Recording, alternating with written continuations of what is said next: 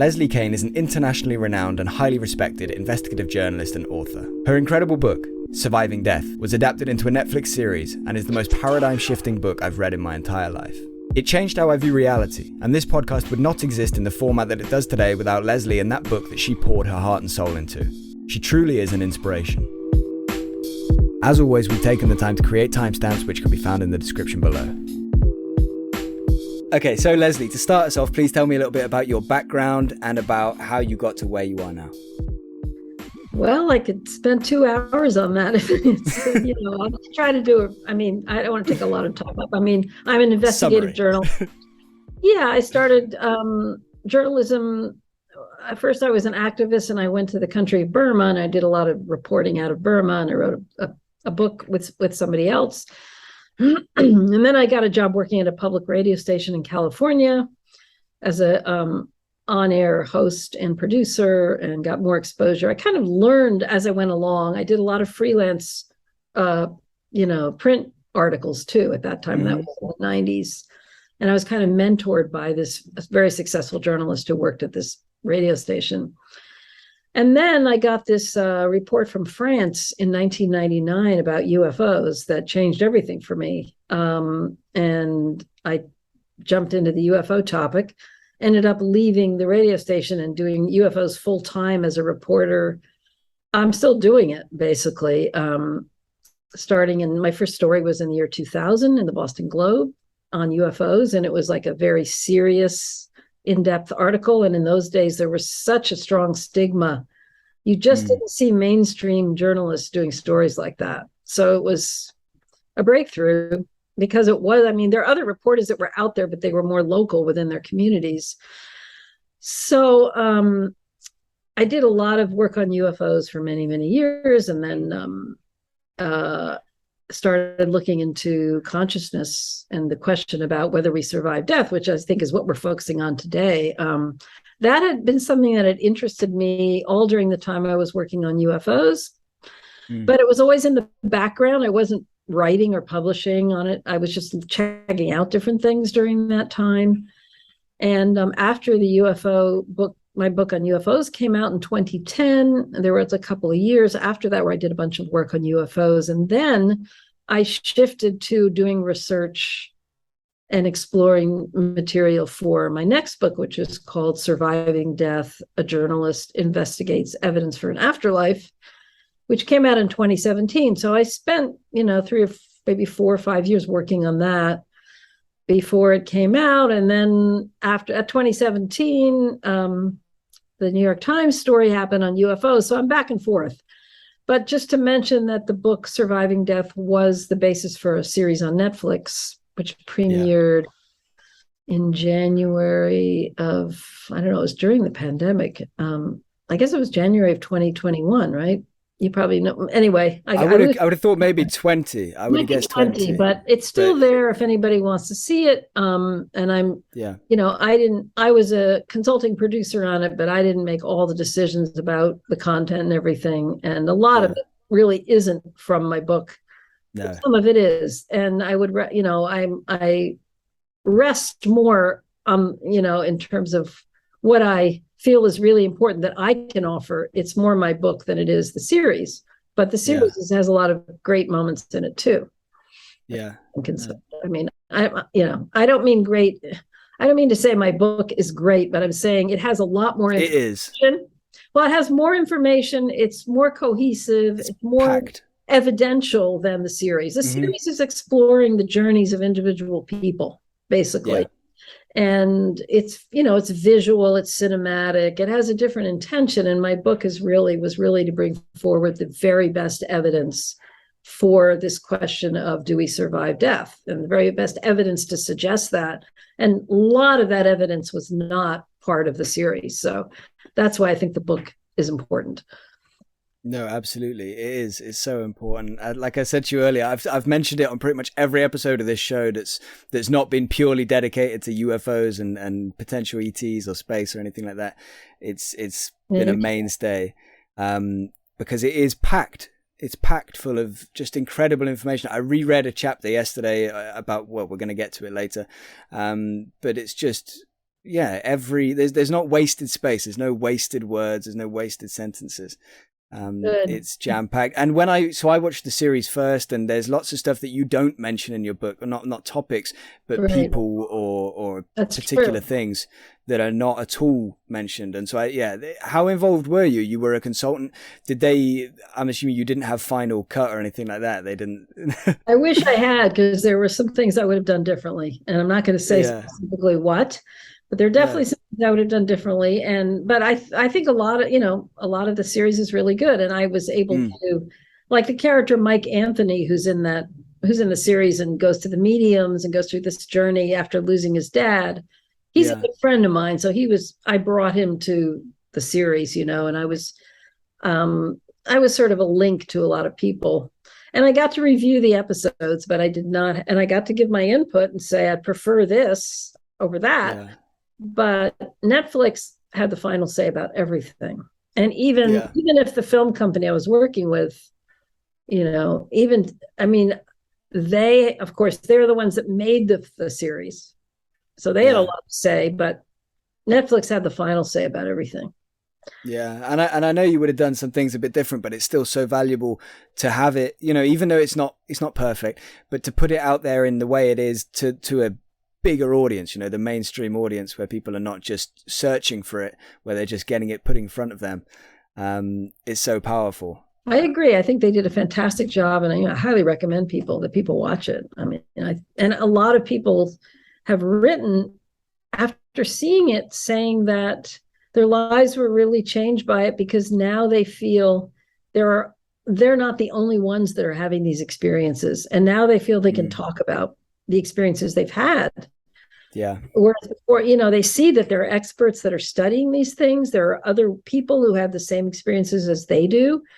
And that has just been so meaningful to many, many people. And I think that's really the way, that's what I'm really happy about in terms of the series, that it's given permission for people to talk about what's happened to them, and to realize that it's real, it's legitimate, and it happens to lots of other people too.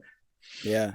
And in fact, the craziest thing might be the fact that there's hardly any shows or documentaries or films or anything about this subject. It's just, we don't really, we talk about it, we acknowledge it, but it's just not really out there. It's not really talked about as much as it should be. It should be one of the most fascinating and discussed subjects on the internet, in the world. There's not much that ranks above it in terms of intrigue and curiosity and what it means for our existence and everything like that. So hopefully there's going to be more that will follow it now, but everybody needs to watch it. If you haven't watched it, go and watch that, and you're going to want to read Leslie's book after, because again, it does go further in everything, and it gives you so much more background, so much more evidence, data, and personal stories too. It's readable, the book. It's not like like all no.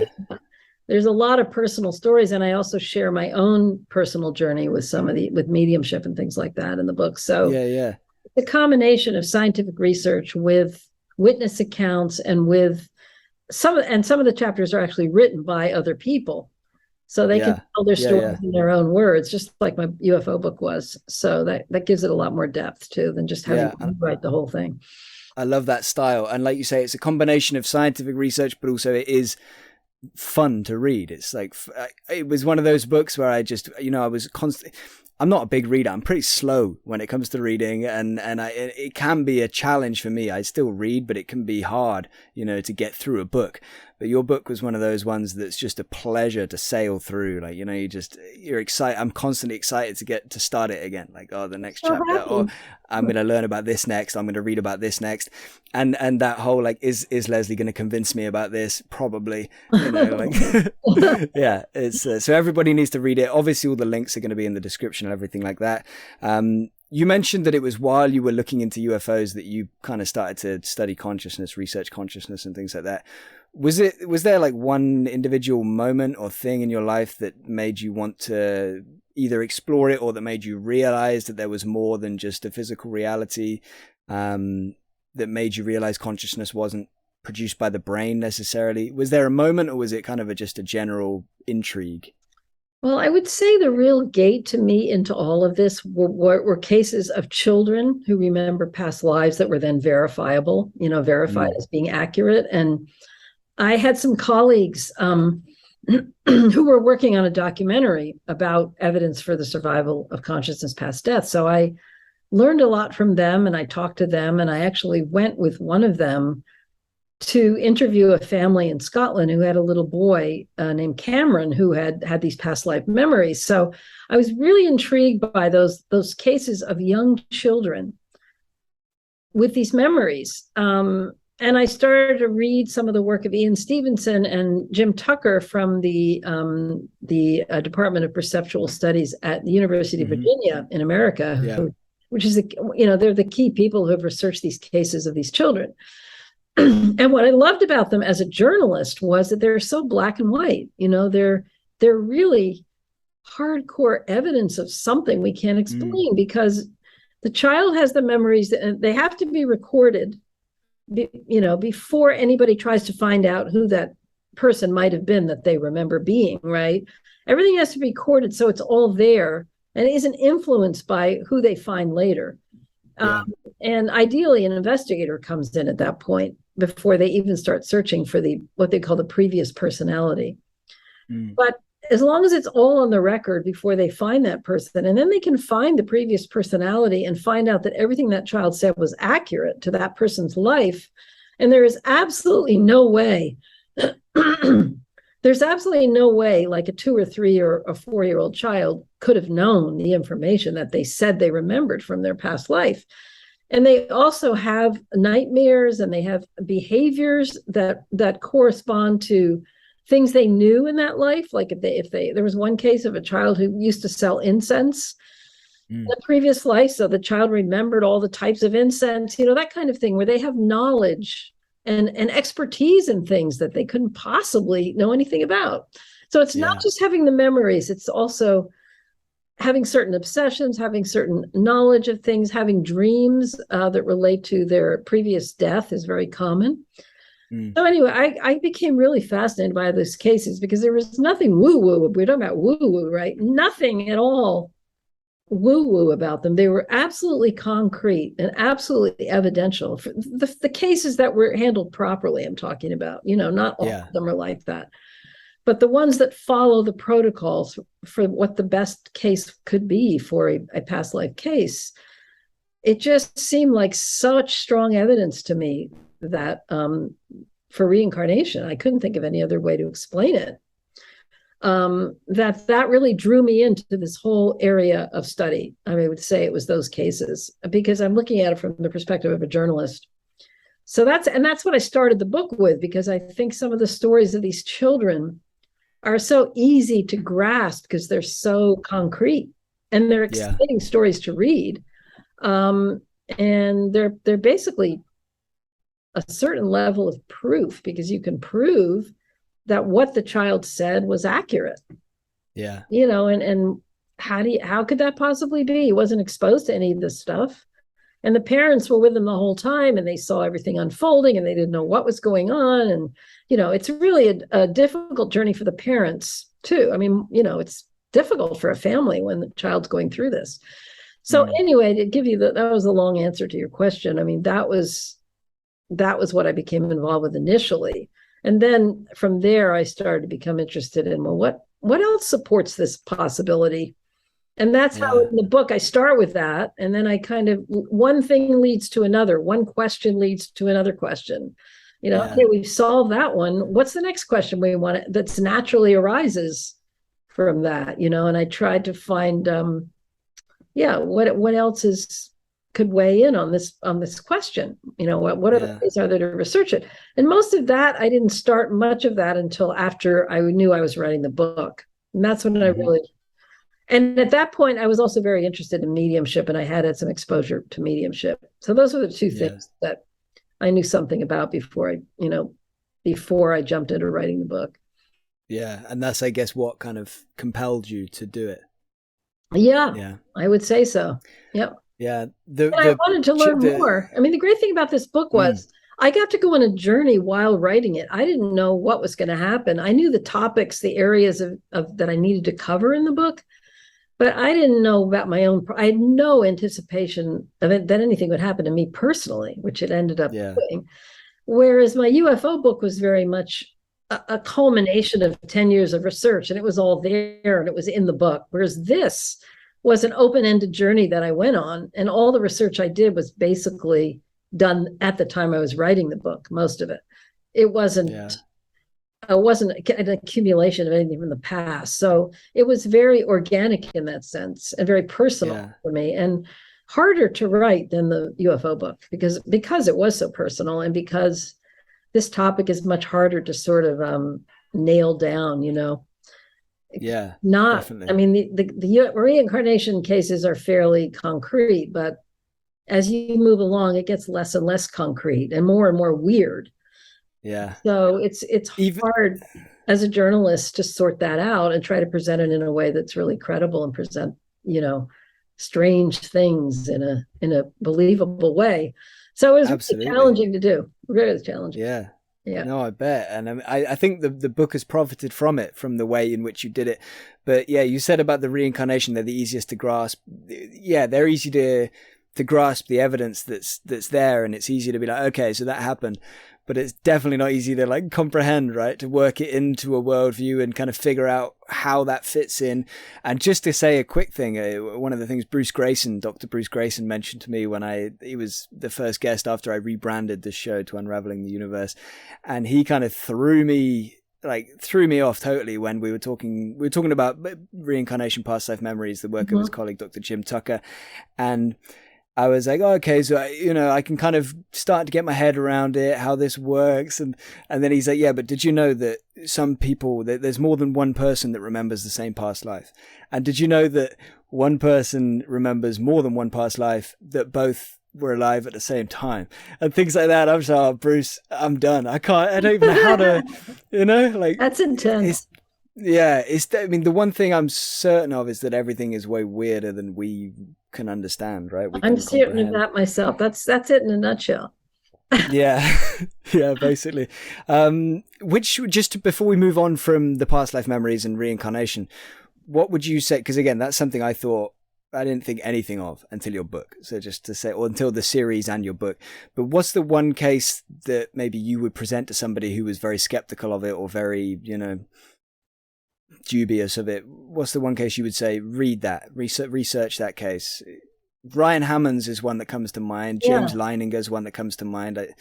What would you say? I mean, the Ryan Hammond's one, I would say, because he had 55 memories, and maybe probably more, but 55 that we could really nail down that were accurate memories of his past life. And that's a lot.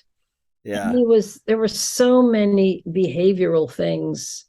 He remembered being this Hollywood guy, and he talked about being an agent, and everybody thought he was pretending to be a CIA agent. And he said, no, they talked about the agency and all this stuff. An agency that changed people's names. And they thought, oh my God, he's just pretending to be a CIA guy or something. And it turned out that the guy, his previous personality, worked for a talent agency or, in Hollywood. I mean, his whole thing was that he lived in Hollywood. He had a huge house. I mean, just so many memories. But he didn't work for this agency where for celebrities. So people would change their names because they were celebrities, Yeah, stage name. Yeah, there were just so many. And he was really obsessed with this past life as a kid. And then they took him back to LA, and he was able to go back to the house and to see the house from the outside that he lived in before. And he went back to the building where this agency was. And he was just ecstatic to be back to these places. And that helped alleviate his kind of obsessiveness with it, which is often what happens with these kids. When you take them back, or they meet the previous family, or they go back to a location, it has a very emotionally healing effect, and they're able to move on in a certain way. And he got some resolution from all of that. and Yeah. just grew up as a normal kid. He's a very normal kid, does really well in school. Yeah. His mother has been very interested in his case, and so I think that's a lot of what's kept it alive, has been his mom's research and stuff. And then And I think this was a case, sorry to interrupt you. I was just going to say, it's one where she was in touch with Jim from really early on, I think. So she was sending him like regular, updates. That's what was so amazing about it. She kept what she called her journal. Her name was Cindy. She wrote down everything Ryan said, and sent it to Jim Tucker. So that means everything is dated that she sent. It's on record that these things were happening before they had any clue whether there even was a previous personality, but all the data was recorded, and it's in Jim's files. And that's just such an important element of the veracity of the case. He talked about, this movie he was in, and he was describing a closet full of guns that was in a movie, and they were able to figure that out. All these very specific things, how many kids he had, a car he used to drive. And when we were making Surviving Death, we brought him as a 15-year-old. So this stuff all happened when he was like 4 years old, 5 years old. I think he would have talked about it earlier, but he had a speech impediment. So he talked later than most kids. But we took him back to LA, and I was on that trip, and when he's 15, and, he actually went, it was very strange. In the series on Netflix, you can see him meeting his daughter from the previous life, who is now old enough to be his grandmother. She's in her 60s, and the previous personality died when this girl was 8, and Ryan remembers being her father in that life, and she's now, so it was just a very weird kind of awkward situation to bring them together, because basically Ryan's a teenager now, and he's just ready to be Ryan and live his life. He's not at all particularly connected to any of this, which is normal. Because they lose the memories right around it's the same as lots of people that are skeptical about this would say, do you remember before you were born? Do you remember being, no, of course I don't. Do you remember being 3? Do you remember being 2? I don't. That was something that dawned upon me in the last year. Is like, okay, so why would you remember a past life? Exactly. Why would most people? I think these people are the anomalies that remember. Well, you remember them when you're 3 or 4. Let's say you're remembering them when you're 2. James Leininger started when he was 2. So, but who remembers anything that they remembered when they were 2? Yeah. Right. So, naturally, when the child goes to kindergarten and starts becoming more social, and, it hopefully has had some kind of resolution of all of this, just going to forget about it. He's not going to remember it anymore. That's why it's important that it all be recorded, Yeah. Partly that's why it's important. But so that happened to Ryan. He doesn't really remember it, but it's all there. A lot of it's on video, and, his mom wrote it in these journals that were sent to Dr. Tucker. So, all on the record, it's pretty amazing. And in Leslie's book, Surviving Death, she has laid out the 55 verified facts, along with a bunch of other important information. But it's amazing reading through all of those statements he made that all were verified as accurate, from like things that, big things like, okay, I owned this business, or I had this, lived in this area, to little things like I had a green car that I didn't want to let anybody drive, and things like that. Wasn't it like he hated the dog or something? He hated cats, I think it was. Yeah, he got his daughter one of the two, a cat or a dog, and hated it. I think he got the daughter a dog, and she said she remembered that. There were certain things she was able to verify. A lot of Ryan's memories were actually verified earlier by the daughter from the previous life, which was amazing. And she also provided a lot of photographs of the house that he had described, having lived in, and the big swimming pool, and the car, all those things. There's a huge amount of documentation on that case. And Jim Tucker was involved early on, which also helps a lot to have an investigator. And it was only because of Jim Tucker that they were able to find the previous personality. And document who it was, because there were resources provided for the research to be done. There's no way the parents could have figured that out.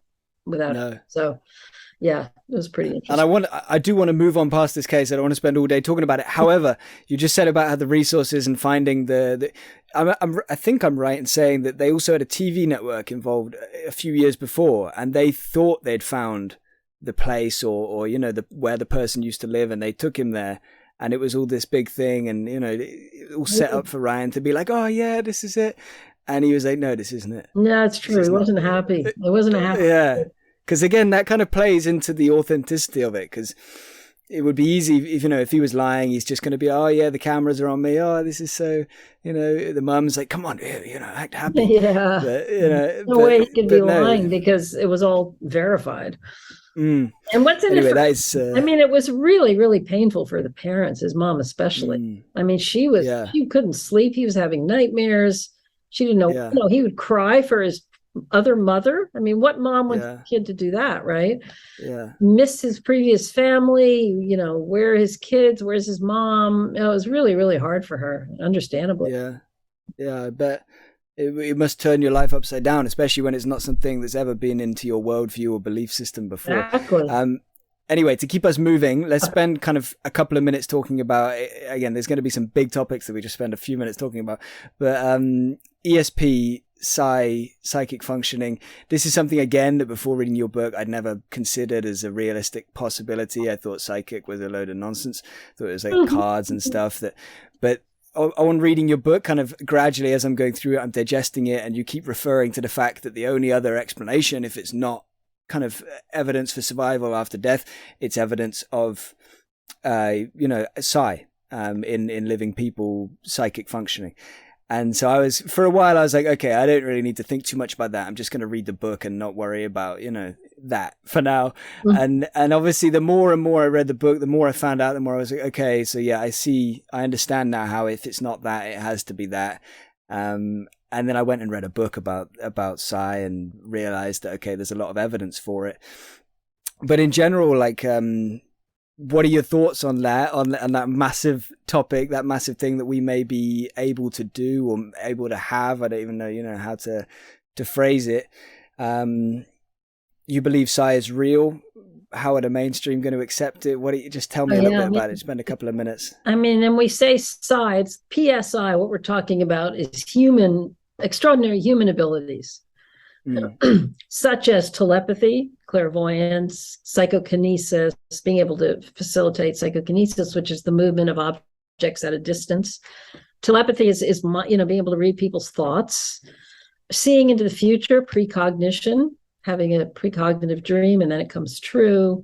Clairvoyance is being able to see something at a distance. So you might say, your grandfather buried his will, or in a chest in the attic, and then somebody goes there and it's there. That's sort of like what remote viewing is. You see things at a distance. So, and then there's the fifth one would probably be some kind of psychic healing that people do. But all of these capabilities are absolutely real. There are people that demonstrate all of these abilities, and they've been studied by lots of, throughout the ages. I there's no question. I kind of think we're even beyond even questioning whether these abilities happen. I've experienced all of them myself. Not with me having them, but seeing other people doing witnessed with me. Yeah. I know that Dean Radin has done all kinds of studies on them and many others. So there's just no question. And not everybody, of course, has these abilities, but certain people do. So you have to ask, and the situation where it comes up a lot, the question of this is with mental mediumship. When you go see a medium to try to contact somebody who has died, and the medium brings through information for you and says, your grandfather's here, and describes what he looks like and says all this information that you know that this medium couldn't possibly know, maybe things only you know. And it feels very much like your grandfather's there talking through that medium, which is what the medium is telling you is happening. But somebody might question, how do we know it's not actually the medium's telepathy that's at play here, reading the mind of the sitter or reading the mind of someone else? Or how do we know it's not the medium's clairvoyance that's reading something from a distance about that grandfather, and then he's able to tell the sitter that information? And some people would argue that it's more feasible that that's an explanation for it, as opposed to it being a dead person actually communicating through a medium. And they're both extraordinary, right? Yeah. That was what I got to halfway through the book. I was like, okay, so whichever one of these Whichever one it is pretty good. That's huge. And it also kind of, whichever it is, it kind of, for me, it kind of gives more credence to the other one as well. If it was, if I found out psi was real, psychic functioning was real to some extent, that would, if anything, make me more likely to believe that consciousness could survive death. Anyway, sorry, carry on what you were saying. You're absolutely right. And so I think either one is amazing. And I think sometimes it's probably a combination of both. It could be at play. Some mediums will even say they have psychic abilities, and they will sometimes bring those into their readings where they're picking something up about the sitter, not just coming from what they call the other side or the deceased person that they have brought in. So that's sort of what but mainstream science won't accept that either one of these is even possible. And that's where it gets ridiculous, because it's demonstrated over and over and over again through sittings with mediums, and I've experienced them myself, where this does happen with extraordinary accuracy. And you can set up all kinds of controls where the medium would not have been able to find out anything about the sitter in advance by, for instance, not giving them your name, not giving them your phone number, not telling them anything about you. And the readings I had, one of them was on the phone and one was on Skype. And I made sure that, my name, that they didn't know my name. They couldn't look me up. The person on Skype, I called them. They, I think 2 minutes before it started, they sent me their Skype, Was that Laura Lynne Jackson? No, that was Sandra O'Hara. Yeah, that was the one on Skype. It was all set up, I had a friend do all the emailing with her, paid for it for me and everything. So it's possible to just make sure there's no way they can look you up in advance, to eliminate, not that I think they would. I wouldn't think they would. Any medium with integrity would not want to do that. It would confuse them. But you can eliminate that possibility just so that you can, address it when it's brought up through skeptics. And then in your own mind that it's completely clean. And when you've done that and they start giving you all this very specific information, it's either their own psychic abilities, which is what we mean by psi, or it's the dead person who they say is there. And in my readings, I can tell you, it sure felt more like the dead person was there, because there were two people I knew very well. One of them was my brother. And the personalities of those two people came through these mediums. It wasn't just the information.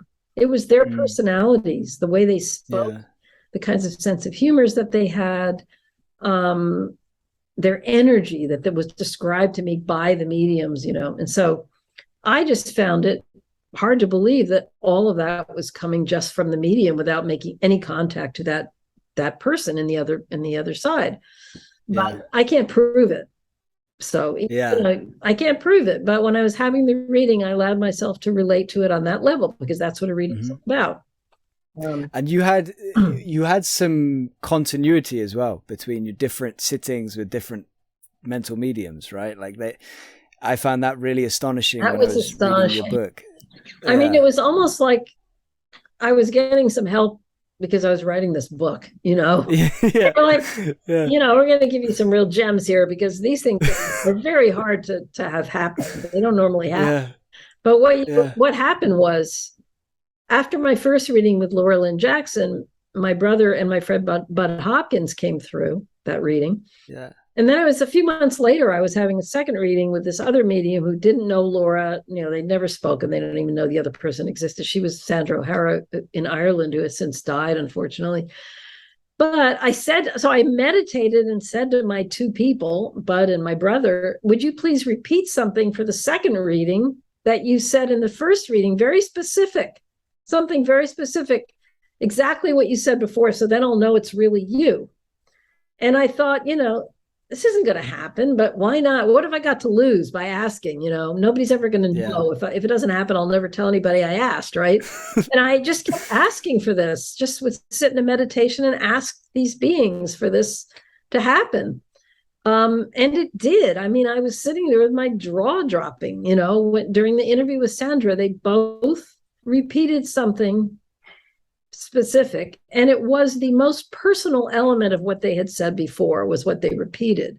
So it was the most hardest for that medium to ever know, because it was something only I knew, very, very personal. And the medium didn't even, I knew what those things meant. The medium didn't even know. So anyway, the fact that they were repeated verbatim, just about verbatim in the second reading, was just mind-blowing to me. Really mind-blowing. Even to me reading it was. So, that's an example of, I mean, if you're going to accept the fact that I actually communicated with these two people who are dead, that's telepathy, if you want to accept that. And then them speaking through the medium is also they're speaking through thought, so that's telepathy too. They're giving her images, they're giving her smells, they're giving her thoughts, information, visual things. It's all telepathy. So for anybody to argue that telepathy doesn't exist, I mean, that's just one small example of it, but it happens all the time. So yeah, it's all amazing stuff. It is. So you mentioned two mediums there. You mentioned Sandra O'Hara and Laura Lynne Jackson. Yeah. And so with Bud, just to say briefly that I thought it was so fitting, his message that came through for you, that was, you were right, wasn't it? And it was about it, like, death being not the end. You tried to convince him towards the end of his earthly life that this is not it, and you tried to compel him to read some books about it and things like that, and he was like, and then he comes back and says, you were right. And just amazing. I mean, I tried to get him to read these books, and I couldn't get why he wouldn't, because he's really a curious guy. He was really an intellectual, obviously open-minded in his way. It's like, no, I really, death is the end. I'm leaving behind my art, and that will be my legacy. But it was just weird, and that was really like the last month of his life. I brought over a book by Ian Stevenson, Reincarnation books. And then the first thing he said when he came through with Laura Lynne Jackson, my first reading, he came bursting through the way she described it. I can't stop him. He's got so much energy. He's bursting through and he's saying, you were right. You were right. And I knew exactly what it meant. And she paused and she said, I don't know what it means, but I think it has something to do with you were right about about the other side of being real. How could she possibly know that, right? She said it. Yeah. She said that. I mean, I think she doesn't even, not that I know her, I've never spoken to her, but from my understanding, I think I've read it or seen stuff with her. She doesn't even she claims they kind of give her images and things like that, right? Like imagery, and she just kind of takes her interpretation of it. Yeah, it's hard to has a screen. She sees things on a screen, but she also hears things. So this, I think she actually heard him say that. But lots of times they'll show her like an image of something, and she'll tell the sitter, and the sitter will have to interpret it, or maybe she'll help them try to interpret it. She's just a superb medium. I mean, I was fortunate enough to have two of the best mediums ever. I mean, really, really probably the best mediums in the world that I got to sit with for this book. And it was very lucky, because Laura became famous after that, and she's like impossible to get a reading with now. And Sandra died, so I have them. Of course, I have the readings on tape, but they were just phenomenal. It is a really transformative thing when you see this person just sitting there telling you this stuff that they can't possibly know, and it's accurate. Yeah.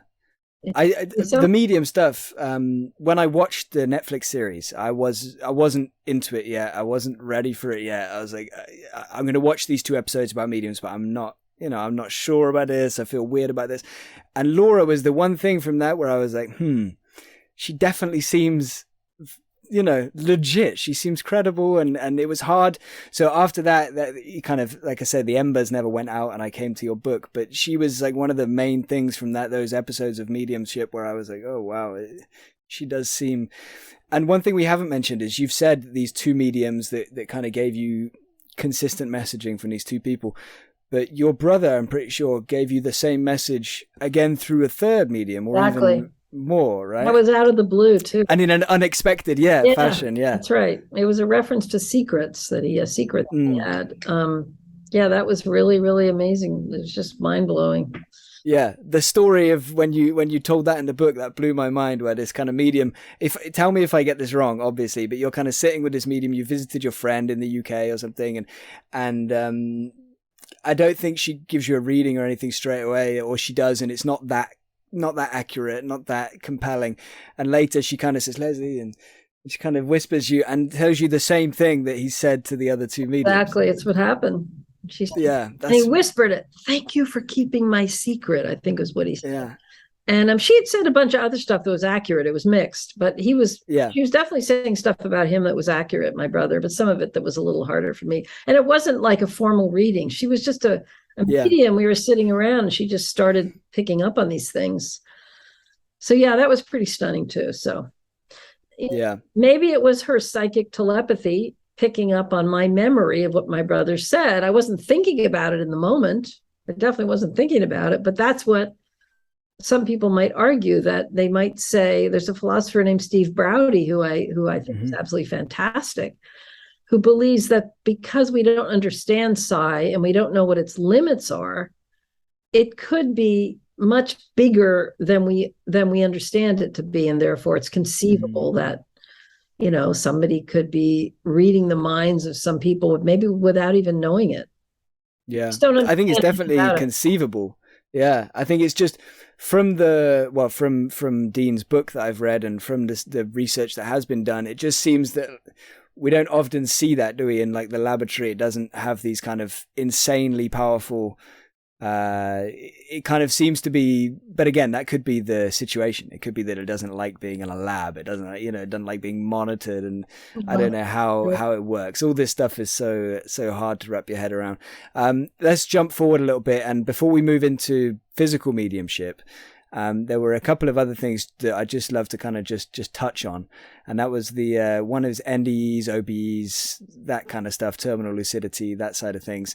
And the other would be apparitions, and the chapter with Lloyd Auerbach in your book. You told that story with Lois and things like that. Yeah, he probably told that already on your show, right? Yeah. I made sure he did. Watch it, because that's a great story. And he actually wrote the chapter in my book about apparitions, because he's really an expert on them, and I loved his chapter. Yeah, me too. It was great. Somebody commented on his episode already saying that was the best ghost story I ever heard. The one with Lois and the little boy. Yeah, that's pretty amazing. I agree. And I agree as well. I've never heard. And that's what I'm saying about my book. I'm trying to find like the most evidential ghost story ever. And Lloyd had it. So I said, would you write the chapter and tell that story? Like, why should I do it? But there aren't that many stories that are that great. You really have to.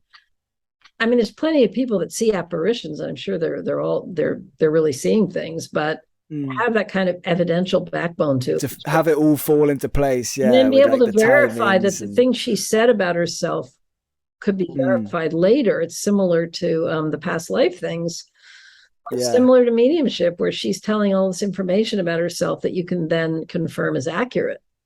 Yeah. Another of psi in operation. I mean, there's just so many examples of it that I don't think anybody can really doubt the reality of psi. It's just, science, the scientific establishment just doesn't accept it for some bizarre reason. They're not interested. Do you think it's just a case of like that's going to progress? Like the more things like Surviving Death come onto Netflix, the more people that have these kind of conversations, the more people in general are going to open up to the topic and realize that, okay, maybe we don't know everything yet. And do you think it's going to be gradual like that? Or I hope. How do you think that's going to play out? Yeah, I mean, I don't think you can keep it in the box. I think it has to progress one way or another. Yeah, I mean, I think the UFOs are progressing faster than these topics are. And they're not, Yeah. there's more stigma around a lot of this than there is around UFOs now. Yeah. Progress so far, but there are so many people working on consciousness and what it's all about, and so many great people involved that I don't know how it's going to play out in the mainstream. But I think it's fairly slow. Yeah, I mean, maybe we've got to get UFOs out of the way first, and so people have a bit more headspace to concentrate on this. And I mean, again, if you know, depending on what what we find out about UFOs in, say, the next decade, depending on what what has been covered up, because obviously things have been covered up. If it does turn out that, okay, we've been visited by some kind of other intelligence, and they have on occasion telepathically communicated with us to give us, all of a sudden telepathy is a thing, and then all of a sudden, you know, it could kind of, there could be links and things like that. I'm going to come back to that later in a little way, just with a little question, but yeah, I think it's going to, I think there's more and more is being learned about the links between the UFO phenomenon and all the issues related to consciousness and the afterlife. That's an area of study right now for lots of scholars and people who have been involved with this topic for a long time. So it's, how do they intersect? That's a big question.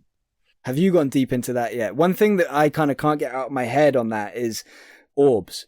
So like we were just talking about Lois, the story from Lloyd, and I think it's that story where he mentions that she described what she looks like when she's not, you know, an apparition form, or what she looks like. I don't know how to even word this, you know, when it's not a human in that house looking at her, she says she looks like a ball of light, an orb. Well, I didn't even remember that. Right. Yeah. I mean, I'm pretty sure it was that story. That's a great detail, because people have these orbs all the time and they associate them. I mean, that's why we use the term unidentified aerial phenomena now, as opposed to UFO, because it encompasses a much broader range of phenomena than just an object flying in the sky, you know, and orbs is part of that.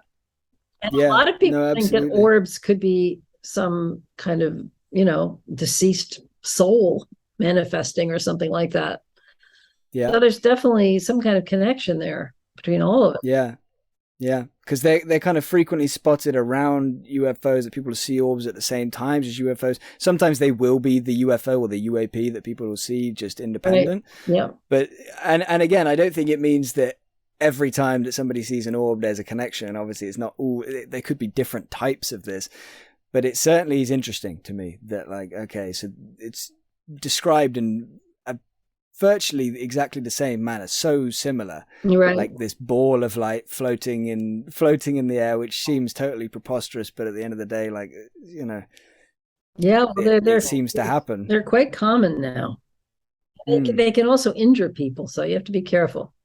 Don't get too close to one if you see one. Yeah, I won't. But yeah, that fascinates me. Have you had any other thoughts on any other potential links there, like any other overlap or crossover or anything? I mean, I'm kind of immersed in trying to, it's such an inner kind of journey I'm immersed in to try to fit all that together. And I don't feel competent really to talk about it, but it's something I think about a lot. Yeah. And I think we're going to hear more and more about it over time, you know? Yeah. No, I understand completely. I mean, I can't, it's hard to even, put the pieces together with the journey, just in terms of what works after we die, how that works. Never mind bringing, UAP and all that into the same thing. It's hard. It's a lot.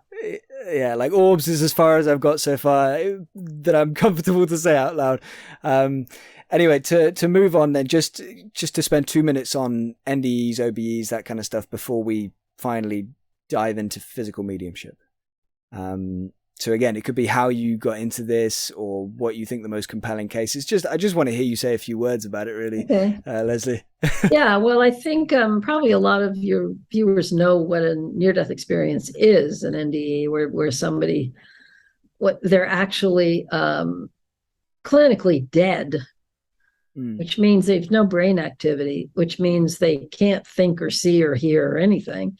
And they will go out of their bodies and go on this journey into some kind of afterlife realm. And lots of times they'll see their dead relatives and stuff like that. And then they'll come back in their bodies with all these memories. And they're not supposed to be able to have any cognition or memories at all. Um, and this is a very common phenomenon. There's lots of people who've investigating it. You mentioned Bruce Grayson is one of the leading investigators from University of Virginia. So it's fascinating. And the similarities between the different journeys that people describe are also really fascinating from all over the world. The thing about out-of-body experiences is they can be, in a way, I mean, they're evidential of the fact that consciousness can separate from the body and is not dependent on the brain. Because in a similar scenario, if you have somebody who is clinically dead, let's say they have no brain activity, often no heartbeat, they're just being resuscitated or something, or if they're out of their bodies and then after they come back can describe things that were happening in the room at the time, things that they heard, things that they saw, what the doctor said, what kind of instruments the doctor was using, all these things that were absolutely impossible for them to perceive in the state they were in without a brain. That is very evidential that somehow consciousness is functioning independently of the brain. And people are often seeing these things from a perspective of the ceiling. So, they'll tell you that they were looking down and one of the guys in the room was bald, for instance, something they couldn't even see if they were lying on a table looking up. It wouldn't be the thing that would stand out. There's just so much evidence of that, of the consciousness operating independently of the brain. And that's really fascinating. It doesn't prove that necessarily that happens when we die. Maybe when we are actually dead, it doesn't happen. We have no way of knowing, but it certainly happens when people are dead for a little while, or as close to death as you can possibly be and still come back, when you don't have any capacity to be able to see anything in the room or hear or have any perception at all. How can they possibly have perception when they don't have a brain? And they do. And it's accurate perception to what's going on around them. So that really is a very interesting element, proving that there's something about consciousness which is separate from the brain. And that really, points to the possible reality of survival of consciousness, because we can document that it can operate separate from the brain. Therefore, why not, when the brain dies, why couldn't it operate separately from the brain then? So it totally opens the door to it. Opens the door, exactly. It doesn't prove it, but it certainly opens the door to it. And there's so much good, solid evidence for these OBEs that are evidential OBE, just like the reincarnation cases in a way. It's very solid because it's specific. They heard X, Y, and Z. They saw X, Y, and Z. It's either accurate or it's not. And in the cases where it's accurate, something happens and it's not supposed to be able to happen. The doctors can't explain it. And even if we dismissed literally everything else in your book, everything, which we can't, obviously, in my opinion, it's all amazing and compelling and seems to be what's happening. But even if we dismissed everything else except out-of-body experiences, veridical out-of-body experiences, that changes, the worldview of the mainstream worldview instantly. Exactly. And it should change the mainstream worldview. Obviously, it hasn't yet. No, but it should. But if it was accepted, exactly. It's a really good way in to that whole world, because then it's been documented by medical doctors so many times. By medical doctors who don't necessarily believe it can happen, but it does happen. So they document it, and they can explain it. So it's really, really solid evidence of the independence of consciousness from the brain, and it's powerful stuff. Just that alone, I agree with you. Absolutely. Dr. Bruce Grayson, that we mentioned I had on, he said to me that he didn't originally, he wasn't open to any of this stuff. He was very physical mainstream science until he was involved in somebody else's near-death experience, and then he researched it more and more. And I've spoken to lots of, not on the podcast, but more and more doctors and medical doctors, like you say. Most recent person I spoke to about near-death experiences was Marjorie Woolacott, a neuroscientist. Impressive people that are fully open to this. And people realize that there's so many medical doctors, neurologists, psychiatrists, just so many very, very well-trained people who are involved with researching this, because they're doing rigorous research. They want answers, they can't explain it. It's not just, it's not just all anecdotal. It's really well documented and studied. So yeah, absolutely. Yeah. And I've just started reading as well. Gregory Shushan? No. He's a historian. I think he's involved with like a religious historian. He's going to come on the podcast in a couple of weeks or months. I can't remember exactly when, but I just started reading his book, and it's about like the afterlife and near-death experiences throughout cultures and history and everything like that. Just going back thousands of years. Or hundreds, and I think over 1,000 or nearly 1,000, going back a long way, and going through all the documented cases and showing the similarities, but also the differences and things like that. Yeah, through history and different cultures. Fascinating. Yeah, it is. I just started it, but it's already fascinating. That's really cool.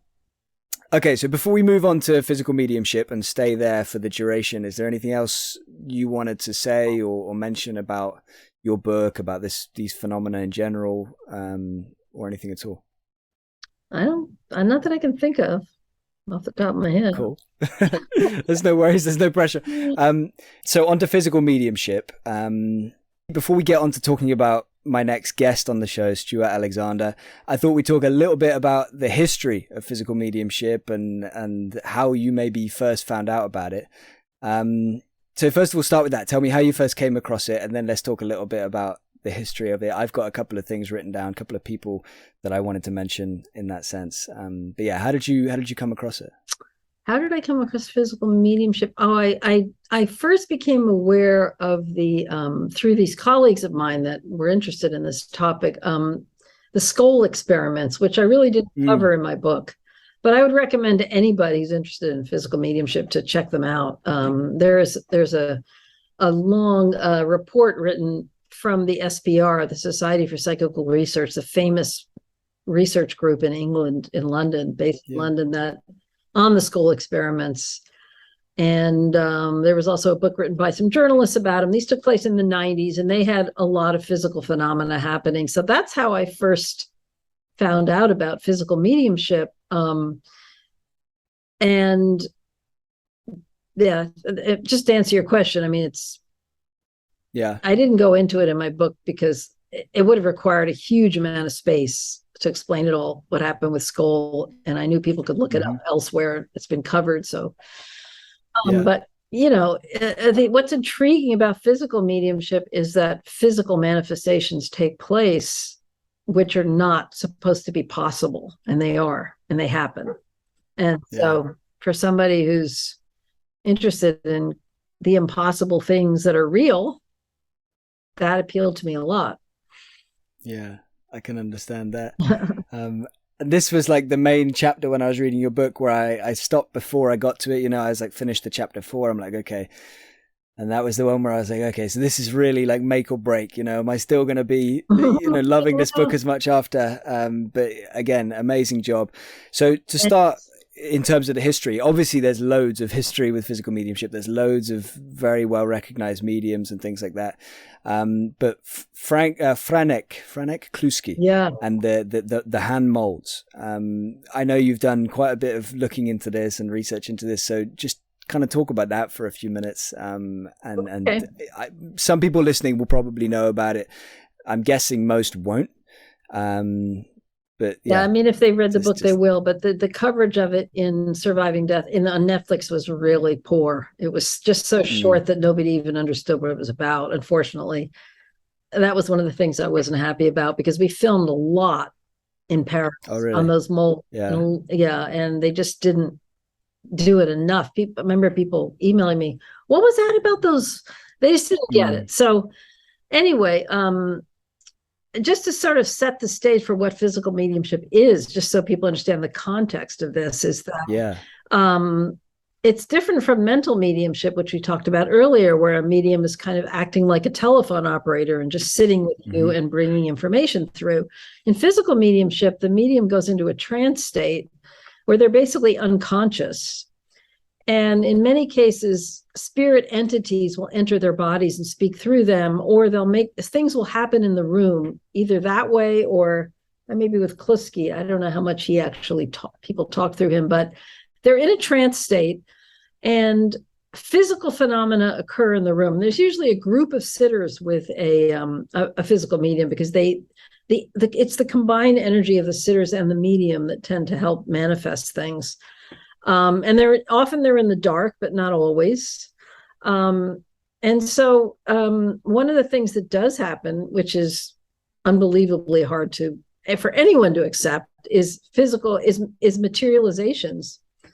And hands or even full people will materialize in these rooms. The easier thing to accept are things like the movement of objects. Many people have heard about table tilting. You can sit with people, put their hands on top of a table and it will levitate. Things like that are kind of at the bottom line of end of what happens. And, you just go on from there. That there's a lot of physical phenomena involving objects.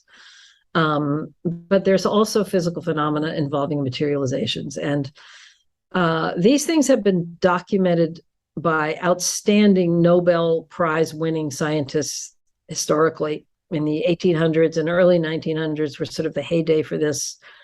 And there were many frauds also, many fraudulent mediums, because people would sit in the dark and be easy to fool people. And so that's why physical mediumship has the reputation it has. And it's understandable, because many of them were exposed. And unfortunately, it kind of damaged the reputations of the good ones too. At least today, people just think they were all frauds, but they weren't. And I was able to find the documents and the published papers and the books written by very, very high qualified scientists of the day who studied under strict controls various physical mediums and were able to show that these things were happening for real. And so I do talk about more of that in my book. But to give you an example of somebody like that was Franek. You mentioned Franek Kluski, who was a Polish medium. And he was born in the late 1800s, and in the 1920s, he was studied by Charles Richet, who was a Nobel laureate, physiologist, chemist, famous scientist from France, and another researcher named Gustave Gillet, who was also French, and he had an institute where they studied these kinds of things, and these guys would go around, and a lot of times they would expose fraudulent mediums. So with Franek Kluski, this Polish medium who had a lot of materializations going on in his seance room. They call it a seance. I don't like the word, but that's what it's called. Yeah, me neither. People sitting with the medium, and he goes into a trance and things happen in the room. So they took Kluski, because there were so many materializations, really weird stuff going on in his room. Creatures and beings that you wouldn't even want to be around, and animals, and and there's just phenomenal stuff. And sometimes there were people that sitters could recognize, because they would have these, it was in the dark, but they'd have these illuminated plaques that gave off light. They were like, if you shined a light on them, they would shine for a while. And so these beings would take these plaques and show people their faces. It's one way that people would recognize them, or they'd go around and touch people, or they'd talk. So the intelligentsia of Poland were very involved with Kluski and were studying him, and he was willing to allow the restrictions that were required for them, the controls that were required. So anyway, Richet and Gillet took him to France into a lab with a windowless room in a lab that they had complete control over, and had a small group of people with him, and he went into trance, and they asked these entities who materialize in the room to dip their materialized hands into a bowl of hot wax that the researchers brought into the room. So it was like liquid, very, very hot wax, paraffin wax. And these hands would materialize, dip themselves into this bowl of wax, take the hand out, and there'd be like a glove of wax around this materialized hand. It would dry very quickly, and that's one of the paranormal things that happened. It dried much faster than normal. They don't know why. And then the hand would dematerialize, and so you'd have this perfect wax glove of a materialized hand that would remain, and it would either be dropped onto a table or on somebody's lap, and it would remain. Lots of the times it didn't work. They were only partially formed, the thing would break, whatever. But the people in the room could actually see this. They had low light on in the room. They could see sparkling lights. They could see the hands. The wax was being dripped all over the place. I mean, it was phenomenal. And then they came away with these perfect renditions of these materialized hands. They poured plaster into these wax gloves and then were able to peel it off. So they had an actual plaster mold of a materialized hand. And there was a foot too. And so I was extremely fascinated by these things when I was doing my research, because to me, they were like proof of materializations, because everything, the way they got them, everything about them was documented in this very thick book from 1927. Every single mold, every day, everything was written out, every detail about how they did this. And they controlled the medium by holding his arms and legs at all times. He was not walking around the room. None of the sitters were either. They were all holding hands. And another evidential element of this, and then I'll stop talking about it, is that some of the molds were child size. So if you want to argue, one of the sitters put their hands in that boiling hot wax and, it dried, and then the size of the hands was not a normal adult size. And the other thing is that some of the molds were like this. Yeah. There's no way, even if it was just like this. Exactly. I was just thinking that, like, even a human hand cannot slide out and the wax was so thin, it was about the thickness of a piece of paper. A human hand could not slide out without damaging that wax cover on their hand. So the only way you could form something like this was to have what was inside of it just dematerialize. And when you see a mold like this, a human being, 2 human hands made that, and then they somehow got themselves out of that thing, right? It just couldn't happen. So they were very, very astute investigators. There's all kinds of other things I could say, which I won't say, but I was able to go to Paris, to the Institute. I think it was in 2016, where 4 of these molders are housed, and they're kept in this vault in pitch black, locked up, so that they won't be damaged by light and they won't deteriorate. And I was able to they were brought out. I was able to touch them and see them, and it was just amazing experience for me to be able to do that, because I was so captivated by them. It felt like almost like a sacred relic to me. Because this was actual proof of something that we don't even allow could ever happen, and yet it does. So that's the story of Kluski. And I've experienced all of this myself in the present. But I just want people to know that there have been very meticulous scientific studies of physical mediums, the kinds of things that they can produce. And there's other studies where they're in the light the whole time, and things move around the room, and hands will appear and do different things, and instruments are played, tables are moved, pianos are moved. I mean, it's just, it's wild, like there's a zillion of these people that can do it, but there was enough of them, and the documentation was rigorous enough that you can't deny its reality for anybody who wants to look into the literature on this. I mean, with the Kluski molds in particular, we're basically in a situation where we have 2 options, right? We either have these incredibly high esteemed scientists and people were lying, like in cahoots and made up with the medium. Right. With the medium as well, and anybody else that was involved with the study, the experiment, or it's real. And there's a lot of other supporting evidence for the latter. They're not going to risk their reputations by pulling off. For what reason? They weren't interested in proving this. They just wanted to study it. And whatever the results were, they let the world know. But there were plenty of mediums that were studied who turned out to be frauds. Yeah. So, they would have no vested interest in risking their careers for that. I mean, it's just not feasible. And Kluski was a very highly educated person who had a career. He was involved with business. He was a poet. He was a playwright, very sophisticated guy. In fact, he only did his mediumship. I think he stopped after a relatively short period of time.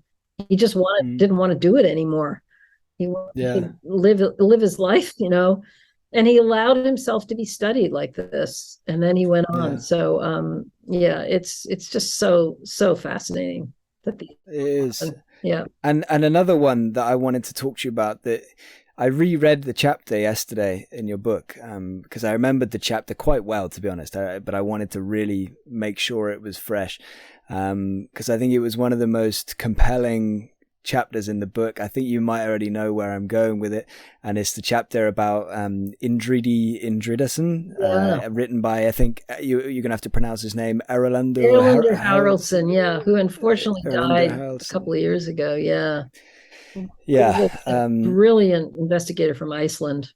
I've come across him more and more since I first read about him in your book. I keep coming across his name, and there was a minute where I tried to find him, and I was like, oh yeah, he's passed. It's very sad.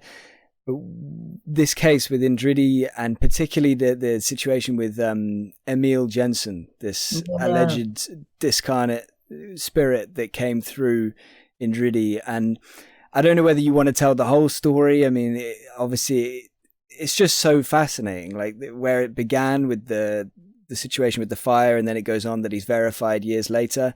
I mean, do you want to tell the story? Shall I kind of try and run through it as best I can, or how do you want to?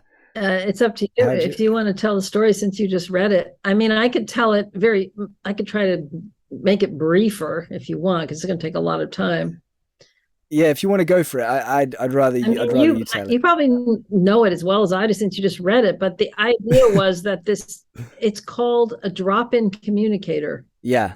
That term is important because I think a lot of investigators believe that drop-in communicators are among the best evidence we have for the survival of consciousness past death. And what a drop-in communicator means is that somebody shows up in a physical medium session, which means you have a medium in trance. So entities come and they speak through the body of the medium using his vocal cords, right? That's how it works. So if somebody shows up that has absolutely no connection to the medium or the sitters, which is not normally the case, normally there's some connection, it just out of the blue, this person is there, provides specific information about themselves and nobody in the room knew, and then later could be verified as somebody having lived in the same way that so that's what happened with Emil Jensen. He showed up one night when there was a fire in Copenhagen, and he was talking with a Copenhagen accent, and I think he was talking in Danish. Right. Yeah, and that the medium did not. And they were in Iceland as well, weren't they? Yeah, they were in Iceland. This young medium, he was in his 20s. He didn't know any Danish. He grew up in a farm, Indridi. I was going to say he was the opposite. You mentioned Kluski was quite a well-educated man. That's what I was going to say. Discovered he had these abilities, and then people started sitting with him. And this guy, Emil Jensen, showed up and he's talking about this fire in Copenhagen.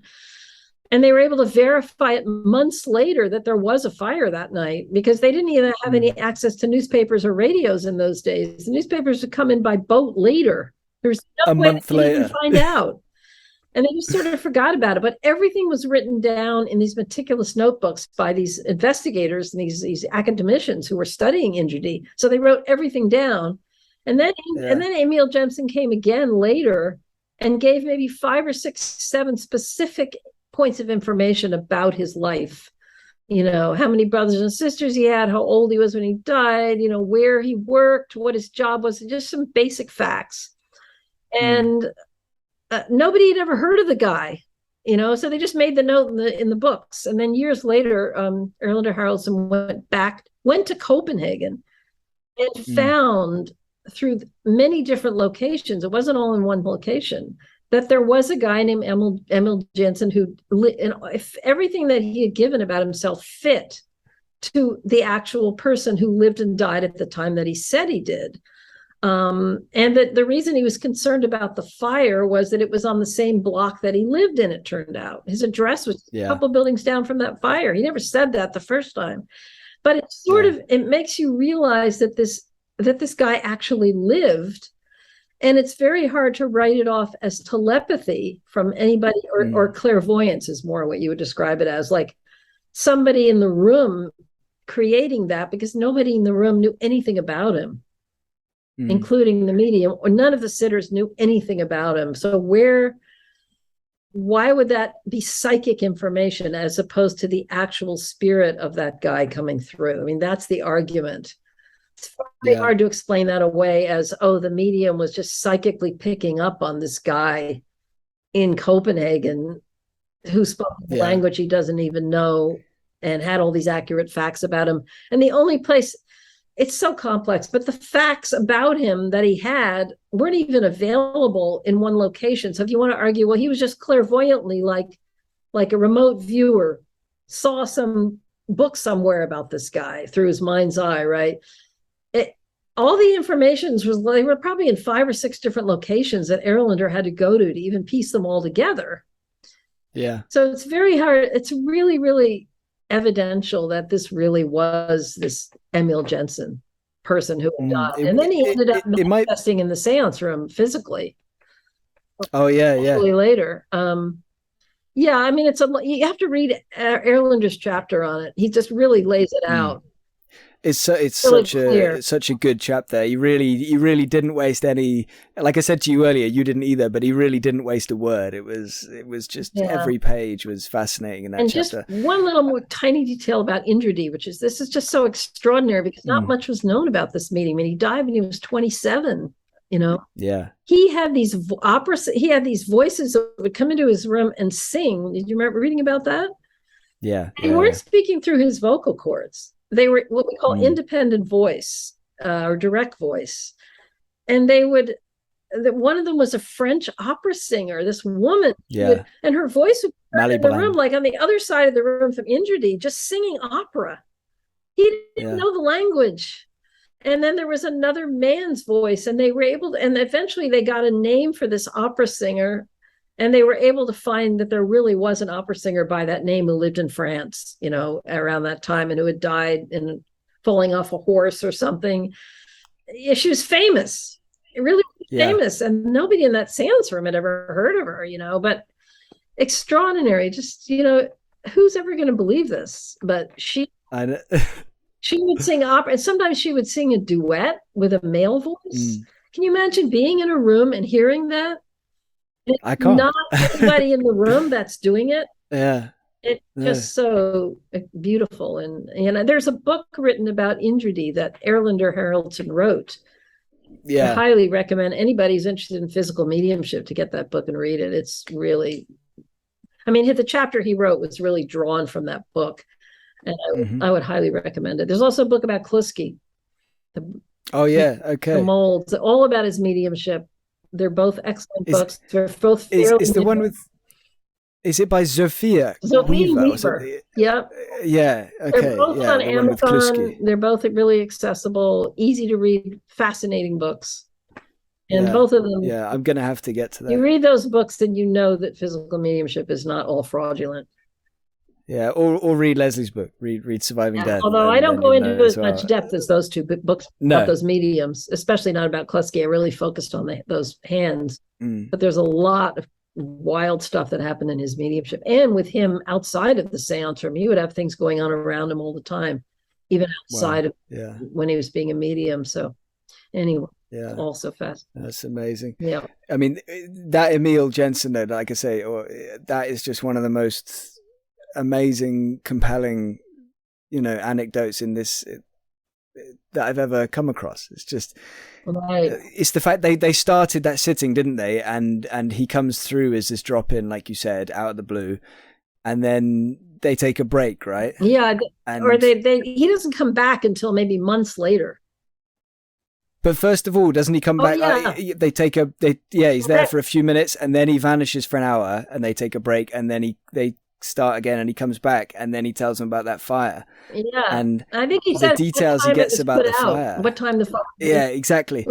Yeah, and they worked it out with the time difference a month later when they get the paper, like you said, that confirmed this fire. Yeah.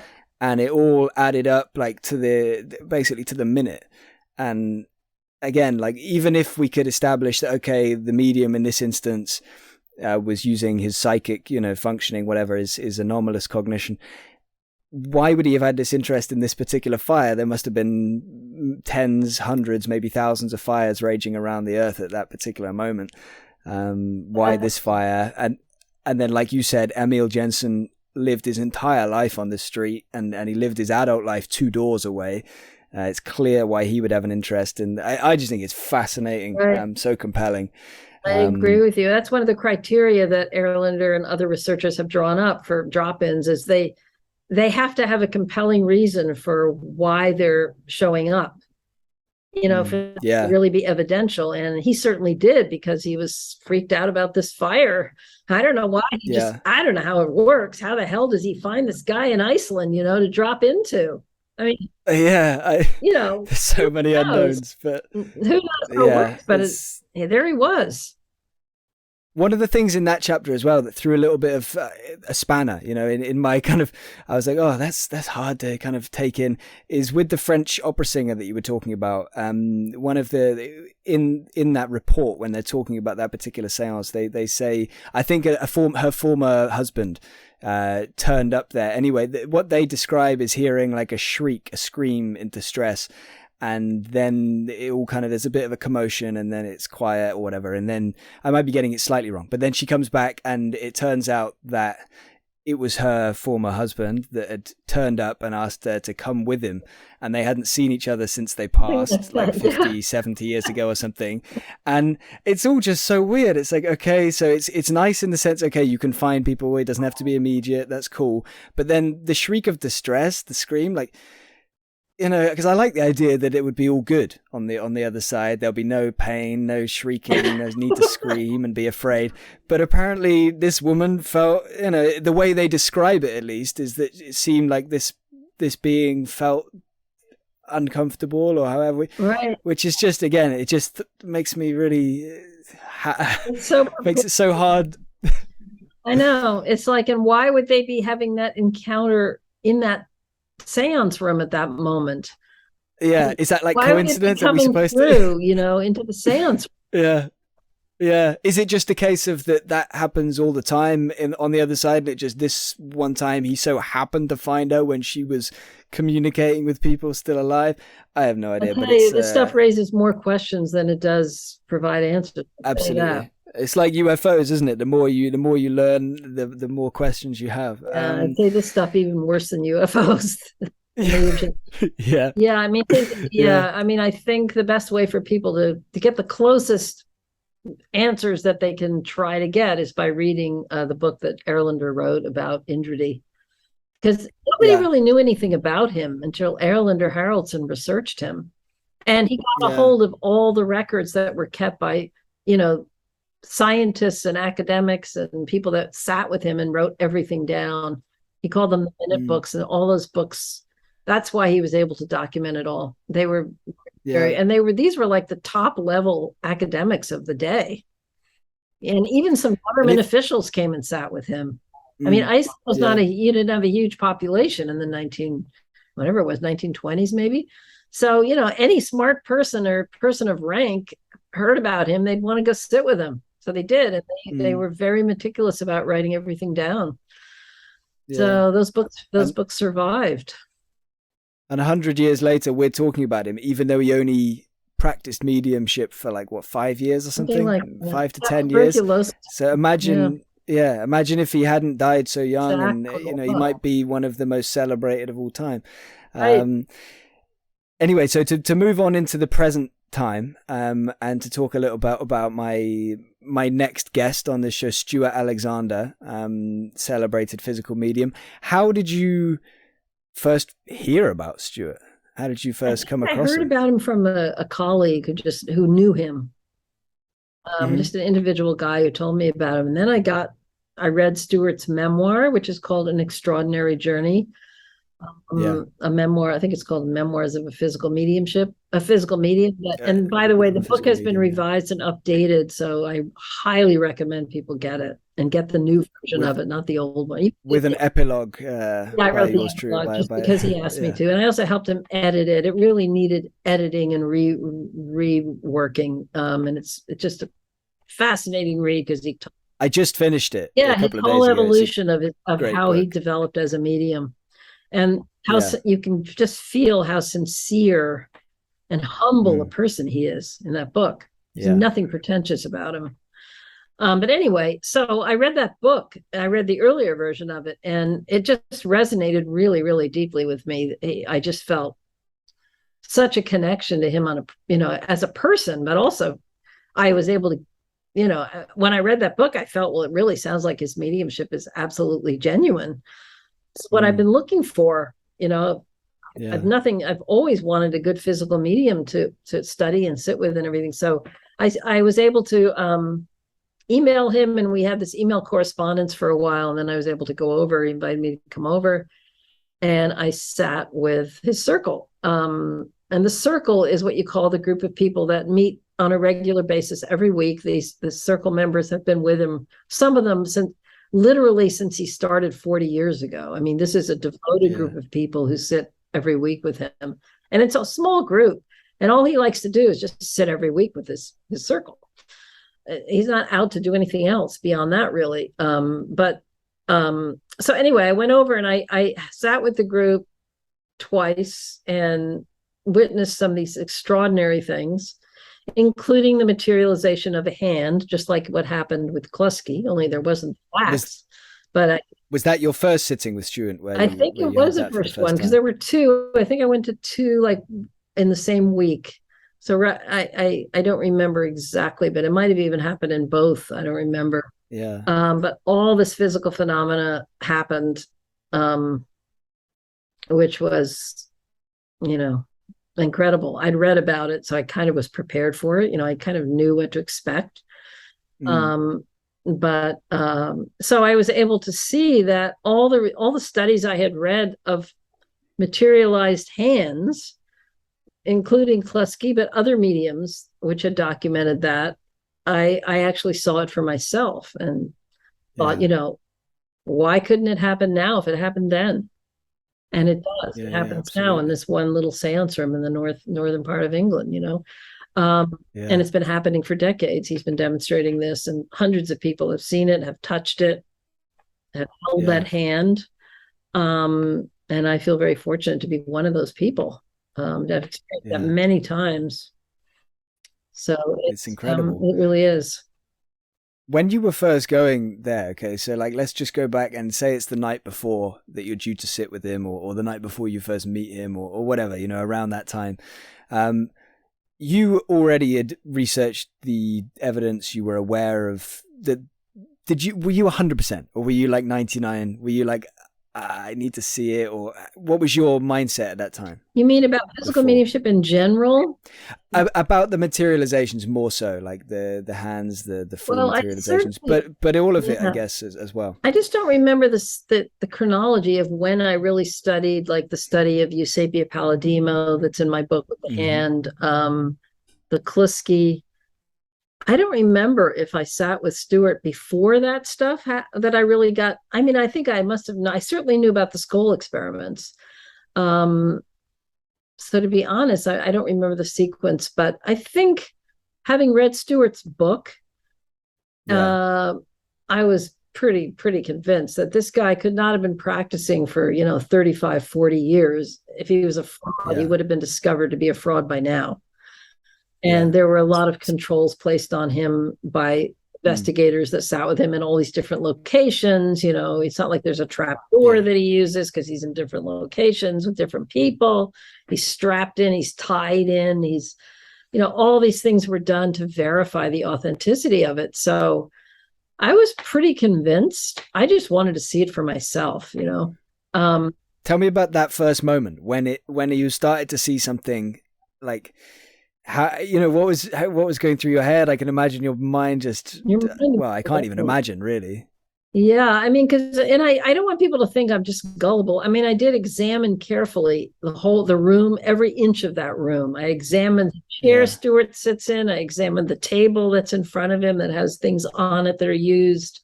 I brought cable ties with me because he gets strapped into his chair at the very thinnest part of his wrist with these cable ties that go through a loop that's underneath the chair of the arm, so it can't slide. And it's extremely tight, and there's no way his hand can slide out of these cable ties, and you have to have a wire cutter to get them off.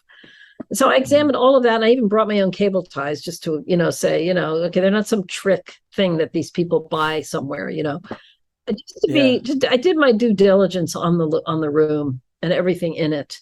And so the first time, I mean, I think I remember one of the first things that happened was the trumpets. So there's these things called trumpets, which are a tradition in physical mediumship. They're like a cone shaped, like a megaphone, like a metal exactly, kind of megaphone. about a foot long, with a wider end and then a narrow end, like you might speak through as a megaphone, exactly. And they sit on the floor, and so this is in the dark, and they're illuminated on the rim of the trumpet is illuminated because they shine a light on this illuminated material before the seance starts. And so you can see these trumpets, and they are on the floor in front of Stewart. And what happens is they just levitate up into the air, and they fly. The first one, then a second one flies all over the room, up to the ceiling, bangs on the ceiling. It comes down and touches people on the heads, shoulders, strokes you on your face. I remember one time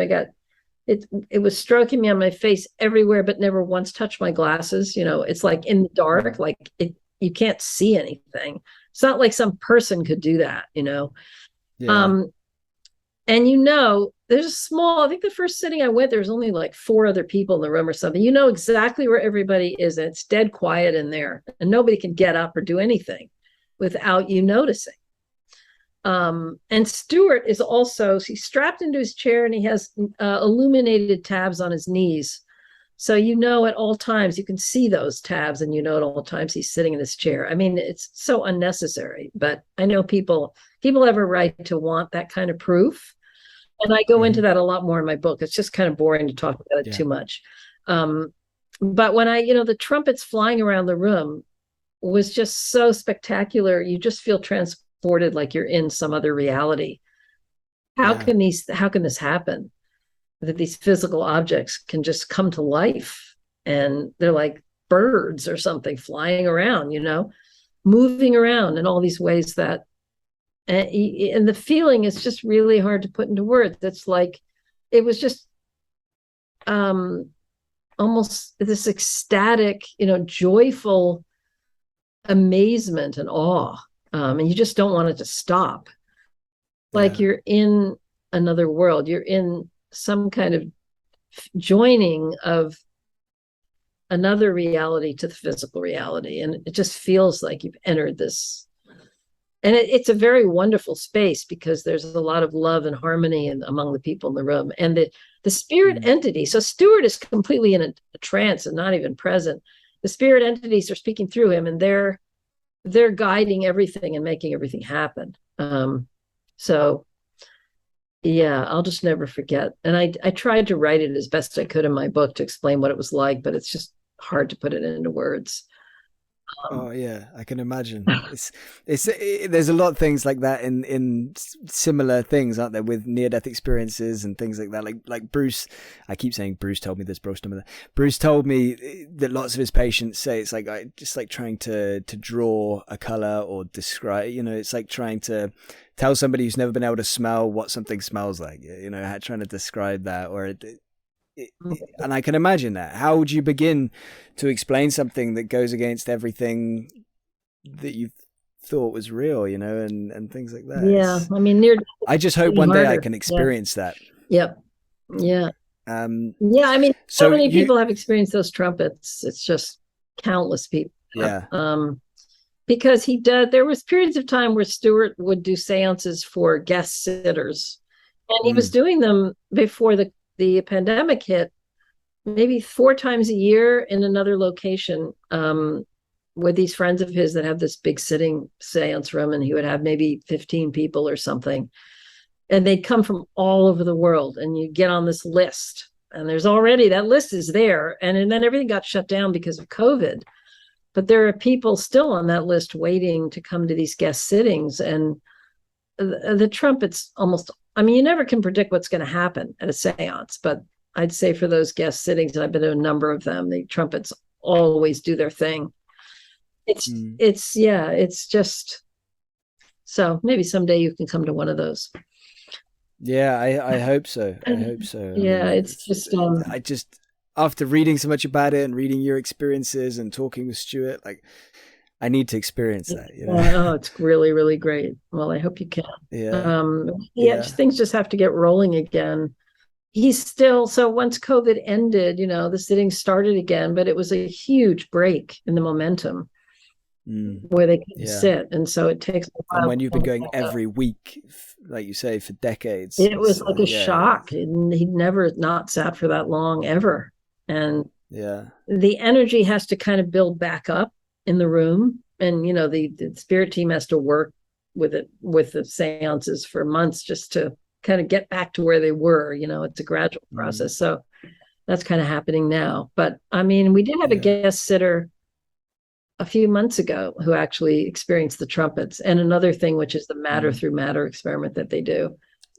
Yeah, that was actually Willie Strieber, the UFO investigator, sat with Stewart a few months ago.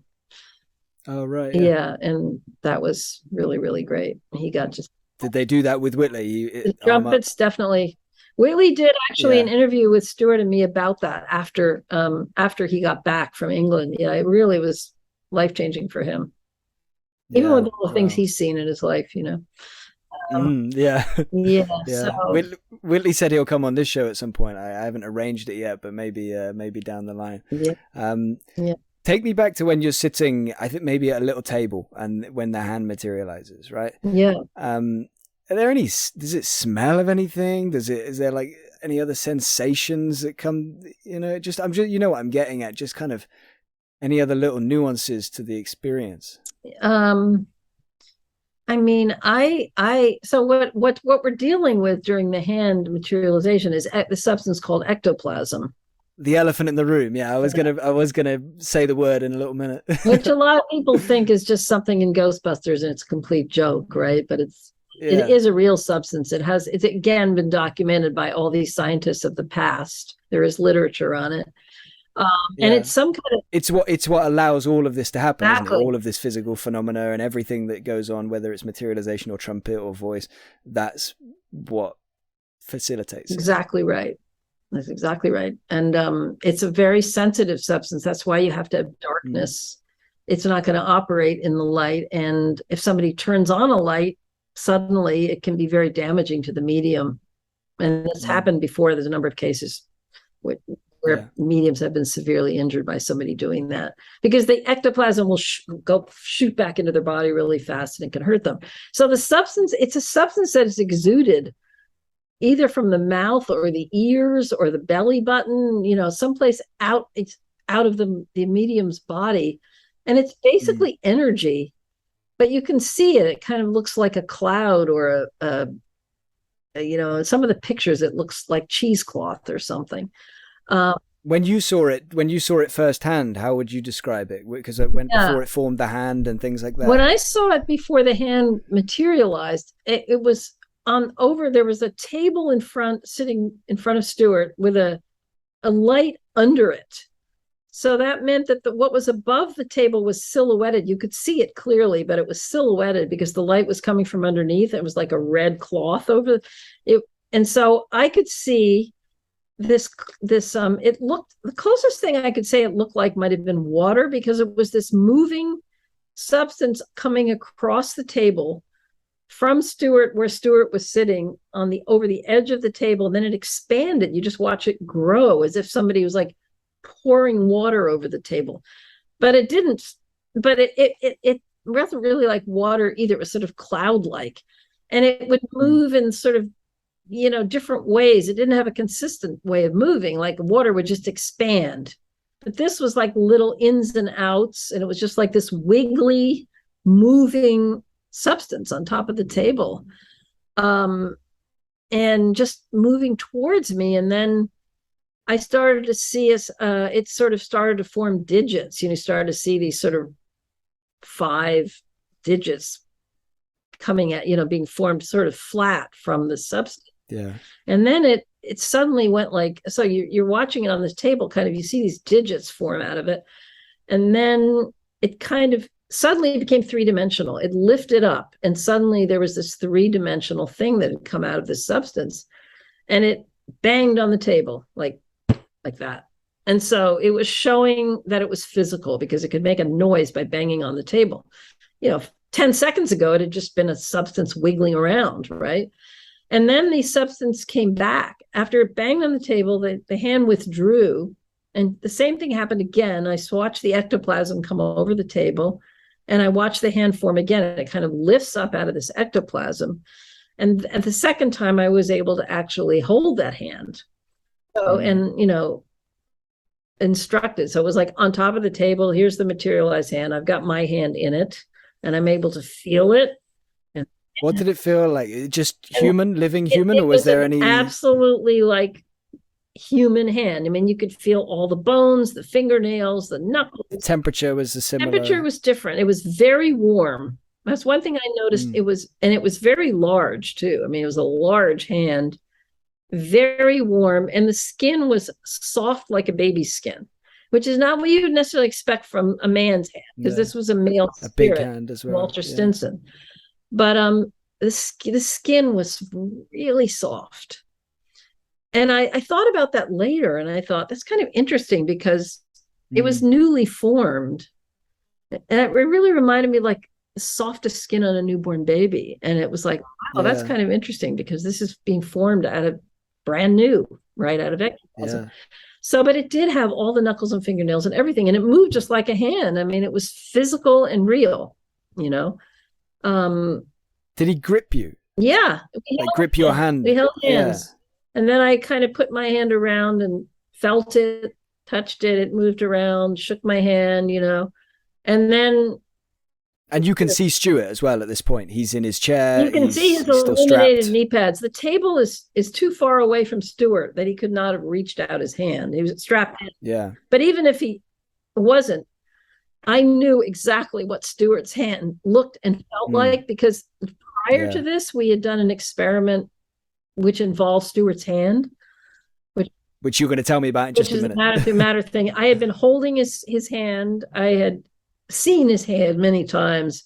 Stewart's hand is skinny and bony and long. This hand was kind of plump, very fleshy, soft, warm. It just was not Stewart's hand. It was not the hand of anybody in the room. There was some times where the group in the room, there was one occasion where everybody all the sitters put their hands on the very edge of the table while the hand materialized as a way of showing that it was not anybody's hand. And Stewart too, sometimes I believe he's also been asked by Walter or whatever to put his hands on the table so that the people could see Stewart's hands while a new one forms. Yeah, I wasn't. I'm sure I think that has happened. I wasn't there when that happened, but yeah, one time it was a child's hand that formed a couple of times, a small hand, that couldn't possibly. I mean, the idea that after all these years that somehow this is being faked is just inconceivable. It's just impossible that this could be faked. And, it's just not possible as far as I'm concerned.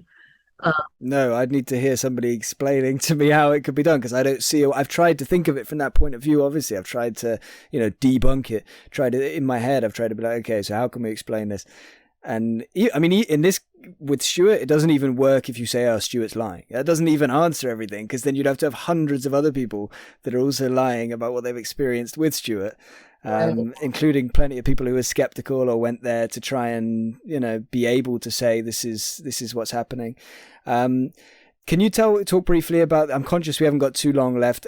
Can you talk briefly about the matter through matter, and of course what it was like to experience a full materialization of, I think, Dr. Barnett, I think, is the person that comes through with that.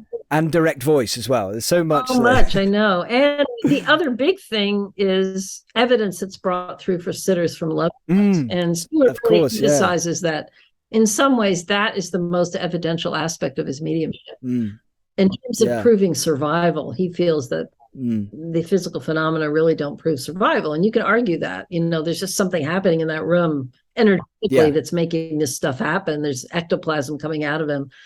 But, it doesn't really prove that survival is behind it all. Although people, that's an easy way to interpret it. But that's a big part of the seance, isn't it? Is the kind of mental mediumship aspect where these entities come through Stewart and either, like you said earlier, use his voice apparatus, his body, or they kind of construct something allegedly out of ectoplasm, just somewhere in the room. That's really sometimes it's like whispering or one spirit entity that does that. But most of when people come through for sitters, they usually either speak through Stewart, which is very difficult for them, but often one of Spirit's guides, whose name is Frida, who's responsible for that kind of evidence, she will tell the sitter what the person is saying. So it's almost like a mental mediumship reading, but the evidence can be really stunning. And Stewart just doesn't want that to be overlooked, because people get so excited about the physical phenomena, but he also feels like the book tests are also really evidential. And I'm a recipient of some of those, and those are absolutely stunning too. The book, he feels they're evidential because he doesn't think he could possibly ever do them himself. So somebody else has got to be doing them. It's just so much goes on in the seance room. And this is especially when they have guests, because normally the sittings, which I attend through my computer every week, I go through FaceTime, and I actually sit with the group through FaceTime. I'm not in the room, but I can hear everything and interact. It's usually just the same small group, and the spirit team is interested in doing different experiments every week. So they don't every week do the things we're talking about. They do these things when guests come and they want to show them these things that they're capable of and want to make a point to try and prove survival. So normally it's not like they do them every week. I just want people to know that. But so the other one that they've mastered, and it took them years and years to be able to master these things. It's not like easy. Stewart Walter worked for years, his guide Walter Stinson, to be able to manufacture his hand the way he does. It was a long process. So the other one that they do is Stewart's strapped in, through it with a cable tie around his chair. I don't know, I should have brought one here, but he's got this strap on his arm, and they will lift his arm up and it will go right through the cable tie. The cable tie is still attached to the chair. So it's living matter through matter, basically. I won't go into a lot of detail, but that's what happens. They move his arm, and his arm goes right through the plastic strap. And then they will also take the strap off the chair by pulling the strap through the arm of the chair. It's still looped. They don't, it's just they pull it right through that chair and give it to a sitter. I've got like 4 or 5 of them here from that.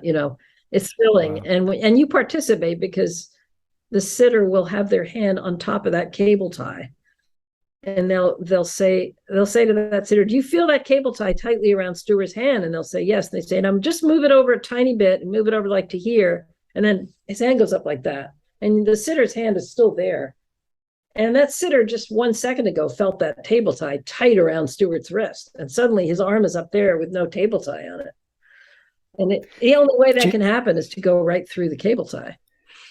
Do you hear a crack? Do you hear some noise? Do you feel anything? Do you feel like a kind of slight resistance for a second or anything like that? No, I think it just really just a pop. It happens fast. You hear this sound, but they explain that sound is not.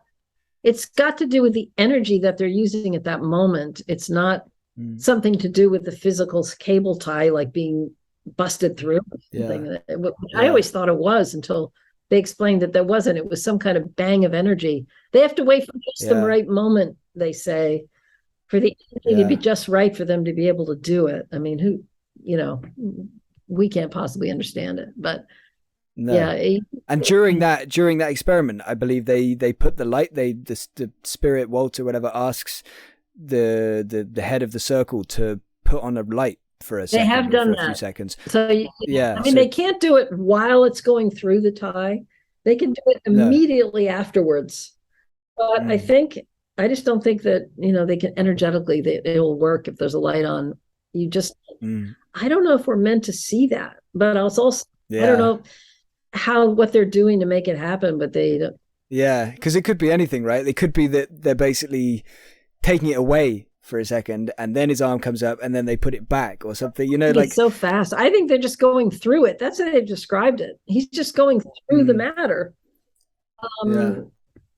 and they just somehow are able to adjust the molecular structure of the body or of the physical. I mean, the same way that the people who describe abduction experiences with UFOs, they describe being taken through walls and things like that. That there's somehow, there's some capacity to have matter be reorganized in such a way that it can pass through other matter. And I don't know. That's another overlap. Yeah. It's just really interesting when you're the one that gets to experience it and have your hand there and feel it and have this happen to you. It's pretty interesting. I bet. Before I start to try to kind of bring us to an end here, I've got one or two last little questions. But before I do, are there any other experiences from your time with Stewart that you'd like to share now? Yeah, I mean, there is the full body materialization, which is probably one of the most extraordinary ever. And I do write about this in the epilogue to Stewart's book. I don't think I wrote about it in Surviving Death, although maybe I did have one. I think you did. I think you did, yeah. You know the book better than I do. So but I went into it in a little more detail in the epilogue to Stewart's book, because I had an encounter. This happened in May of 2019. That was right before we stopped sitting from COVID. I guess it was the next fall or whatever. And I was actually physically in the room, and oh my God, it's just so phenomenal to have this. So I don't know if we have the time, how much detail, but I know. It's up to you. It's the time is on. It's up to you how you want to do for time. If you feel like it's going to take too long, I'll just try to do it briefly, because I can't go for too much longer. But there's a curtain that gets enclosed around Stewart where he's sitting. It only happens when there's a materialization like this, because it concentrates the energy. That's what they say. He's got his illuminated knee pads on. The curtains are opened up when the entity is materialized, and there's illuminated tabs on the curtains, so you can see them opening up. And then you can see Stewart sitting there with his knee pads. And then this entity named Dr. Barnett, who's the one that always does it, comes walking into the room and goes around the circle and touches people. I mean, also often he has helpers that come in with him, which are children. You feel these little tiny hands on your body. And this last time with me, he came and stood right in front of me and put his hands on my head like this. He was like going like this, really, really fast with these big, big hands. I could feel them right on top of my head like this. And he did it for like 30 seconds or 45 seconds. It was a long time. And his voice was right in front of where I was sitting. I mean, it wasn't over there with Stewart. It was right. You can tell when someone's speaking to you right there. He also made footsteps. You could hear him walk around the room. And so he said to me while he was doing this with his hands, I just want to let you know that I'm a solid human being. It just completely blew my mind, because this guy didn't exist 5 minutes earlier, 3 minutes earlier, right? Just materialized out of ectoplasm. And his voice was familiar, because this same Dr. Barnett speaks in the seance room independently of Stewart, just the way we were talking about with Indridi, where there's a voice in another part of the room. Dr. Barnett is the only one of Stewart's spirit team that does that. And so he speaks independently of Stewart. He uses ectoplasm to create a mechanism through which he can speak in another part of the room. So his voice was very familiar from having heard him do that many times. It was the same voice that I recognized. And it has a different quality, of course, than the voices that come through Stewart's vocal cords, because he is speaking independently. It's softer. And so anyway, and then he just went back into the cabinet and disappeared. And yet he was this, I mean, certainly his voice, his hands, and he made some kind of footsteps were all there. It's in the dark, so you can't see. Maybe he didn't have legs, or whatever. We don't know how much it Yeah. materialized, but if you're sort of assuming that there's a full person walking through the room when you hear the footsteps and the voice and you feel the hands on you touching you. Yeah. And it's just the most phenomenal thing. That is, to me, the most phenomenal thing I've ever experienced in my life. Yeah, I can and imagine. to hear him talk and touch you and everything. And you have to be very careful because it's ectoplasm that's being used. It's very, very sensitive and very risky for the medium. And that's why nobody can reach out and touch him. Yeah. You can't just say, get off me. You can't just reach out and grab him. I want to see what do you have legs here? You have to do only what you're told and be very respectful. And we are all told you do not reach out unless he tells you it's okay to, then you can. And they want to offer you as much as they possibly can. There was one time when he materialized, I wasn't there, it was in earlier years. He had carried a ball of light in his hands. And it was ectoplasm that was somehow lit up. And when he walked around the room, everybody could see his hands as well as, so it wasn't just a matter of just having him touch them. They could actually see him walking around the room with these hands lit up. There are a lot of phenomenal things that have happened earlier in Stewart's mediumship that I have not experienced. And there's a book written by someone named Katie Hallowell. I don't know if you're familiar with her book, but she sat with. I haven't read it, but I've heard of it. Yeah. And she documented all these things that were happening in that room for 10 years. And she's redone the book recently. I also helped her edit it the same way I helped Stewart edit his memoir. And it's a real testament to some of the extraordinary things that have happened before I ever became around, which were way beyond things I've experienced. So so that, and the independent voice is also amazing. And there are some mediums that have a lot more of that than Stewart ever had. I mean, some of the historic mediums like Leslie Flint that would have nothing else going on, but these voices just speaking in different parts of the room. And people would come and have conversations with their loved ones. I know it's hard to believe, but I encourage anyone to look up Leslie Flint, who's interested in learning more about that. He's famous independent voice medium. And Stewart had actually sat with Leslie Flint at one point, and it was a transformative experience for him as part of his development. I know that. Yeah, he had that evidential moment with Whitefeather, his guide. Yes. Yeah. So anyway, I could go on and on about this, but I know we could talk about just your time in his seance room for hours. I was going to ask you a few more things. Let me just instead kind of mention them, just as kind of a testament to the stuff that you've experienced and with Stewart. So I was going to ask you about, but like I said, I'll just kind of mention it, that you did this experiment with Stewart. It might be ongoing. The group across the water, he calls it, or you call it, where you're like you say, you're joining the seance from your home in America, in the US. And I just wanted to mention one of the things specifically that happened with that, where, again, I'm not going to tell the whole story or anything, but you asked Walter, I think, maybe kind of in your mind, you kind of said, was that right? You asked him something about your back, and anyway, I'm getting it wrong now. But anyway, you felt a major pressure in your back. Yeah, what he does is he tries to project himself or into my space in New York and to ask me if I can perceive anything.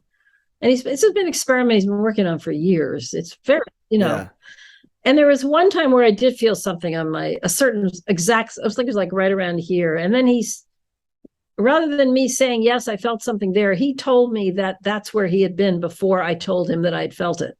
Yeah. He said, I was putting pressure on, and it was exactly the spot where I'd felt it. Because normally he just says, what did you experience? And you tell him. And you don't know if he was actually, there's no way to know what it means. He's just very helpful for me to hear that. But this time it was like confirmation for me. Yeah. So he's working on a lot of different experiments involving myself and another person who is sitting across what he calls across the water. Really interested in that right now. And that's the thing, like I'm saying, amazing. That's what happens during a seance with the circle that meets every week. It's not, we sit there and materialize hands over and over again. It's like he wants to try new things. He wants to do new.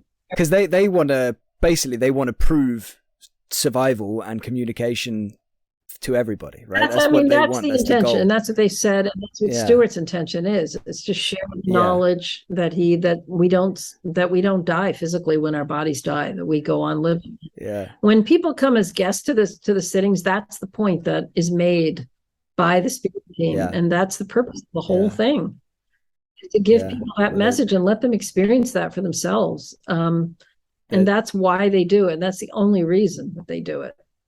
And they're doing good work. They love to do experiments that maybe aren't just about proving that, but they're where they can make new things happen that they've never had happen before. I mean, that makes it interesting for them. And apparently there's a whole team of people that work with the spirit team that works with Stewart. They're interested in all this stuff. So.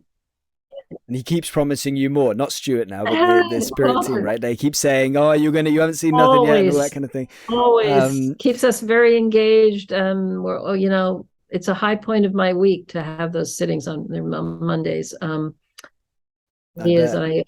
can't wait till I can go back over. I haven't been over there since I think it was 2019, since before the pandemic. So, I can't wait to go back sometime. Yeah. One last thing to mention. I don't want to draw you into discussing it because I know you got to get going any second now. But it was just the fact that voices come through, I think the iPad, but also just in general with the seances, independent voices, more than one at a time, and in a foreign language has happened. I believe with Stewart, but I might be wrong in that it's with Stewart. I might have got my wires crossed, but I just wanted to say it because it's just so unbelievable that can happen. Right. That the medium that doesn't speak a certain language, these voices can come through, multiple voices at once in another language. Maybe we'll talk about it a little bit more next time. One little observation that I wanted to really quickly mention is just kind of a little connection I made, and I wanted to just hear your thoughts on it, is that there's been a lot of reports of people, like end-of-life caregivers and things like that, witnessing like a white, wispy, smoke-like substance leaving the body when somebody dies. Do you think that could be like ectoplasm? Is that... I don't know. That's obviously you don't question. know. I mean, I don't think it happens that often, but it does happen. There are reports of that. I don't know if it's just the energy of the soul of that person. I would think it'd be more likely that some kind of, consciousness, essence of their consciousness is somehow is visible. Because I think maybe that's a connection. Maybe ectoplasm is a visible thing to do with the conscious. I think ectoplasm is really exuded for a specific purpose in the seance setting, so that there's substance that the spirit team can use. Like when they can make that ectoplasm as hard as a rock, they can make it like an iron rod, or they can make it like soft. It's manipulative. They can manipulate it to use it to make things happen in the room. And it's got a very specific purpose. So I don't know if when someone dies, if that's what would really be present in that moment, but maybe it's connected in some way. I mean, I don't know. Maybe one day we'll find out. I mean, the way that the trumpets, just so people understand this, it looks like the trumpets are just flying around the room on their own, but they are attached to Stewart. Stewart has ectoplasm coming out of his abdomen during the trumpets. And the spirit, there's one end of the ectoplasm is coming out of his abdomen, and then the other end is attached to the small end of the trumpet. And so when it's moving around, that's how they're doing it. They're using that ectoplasm to make the trumpet move around. And there is one medium named Jack Weber where pictures were actually taken where you can see that ectoplasmic rod attached to the trumpets. If people want to look up Jack Weber, Stewart he's not crazy about having cameras in his room for a whole lot of reasons, which we don't have time to go into. No. But with Jack Weber, I mean, you can see the trumpet, the lights are on basically. And people may have seen in Stewart's seance room in the past, they may have seen those ectoplasmic rods that attach to the trumpet. I think I've read at least one or two people that have mentioned that. Maybe the light was turned on very low. I don't know, but I've never seen them, but I know they're there because that's how it works. So anyway. But you've seen it in the smoke-like substance. I did see that for the hand. And there's another experiment that gets done where ectoplasm is formed over Stewart's face. There's like an ectoplasmic mask. Then they put the light on for that, the red light, and I've seen that. And spirit people will manifest their own face on top of Stewart's by using this ectoplasmic mask. So you'll see Stewart's face kind of overshadowed by something, and then you'll see this face form in the ectoplasm. It's incredible. And that is something that happens in the light. And that happened when Whitley Strieber was there, and he saw his mother's face. She never expected, and he was completely floored by it. Yeah. So, so we do sometimes see ectoplasm in the light, and, we know it exists. Yeah. Yeah. Yeah.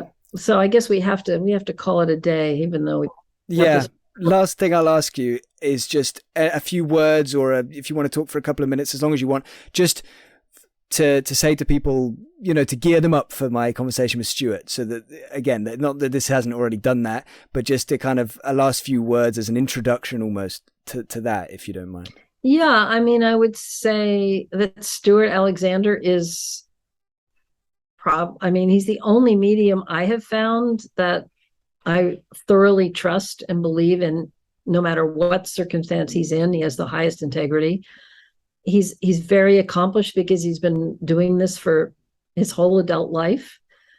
He's now in his early 70s. He's been extremely private about it. He's not interested in using it to make money or, travel around try to gain huge audiences. He's extremely modest and private. And wants to get the word out, but also doesn't want attention. And he has to find the right balance. So he can almost be conflicted sometimes. Should I do this interview or not? I don't really want exposure, but I do want to get the message out. He's always got that conflict. And I always encourage him to get the message out. And so he's just an extraordinarily humble, sincere, devoted person who just wants to sit every week, develop his mediumship, and let people know that death is not the end. And he's given that gift to countless numbers of people over the years. I would recommend anybody, maybe look at his book before you see the interview with him if you want, or look at it afterwards. And enjoy that interview. It's kind of rare that he's willing to do an interview. So I feel blessed. I'm glad he's doing it. Yeah. Yeah, me too. Thank you so much, Leslie. I'm blessed to have spoken to you as well. Great to talk to you, Ben. Thank you. Real pleasure. And I look forward to talking again at some point about UFOs and all that kind of thing, and maybe again in the future about this stuff too.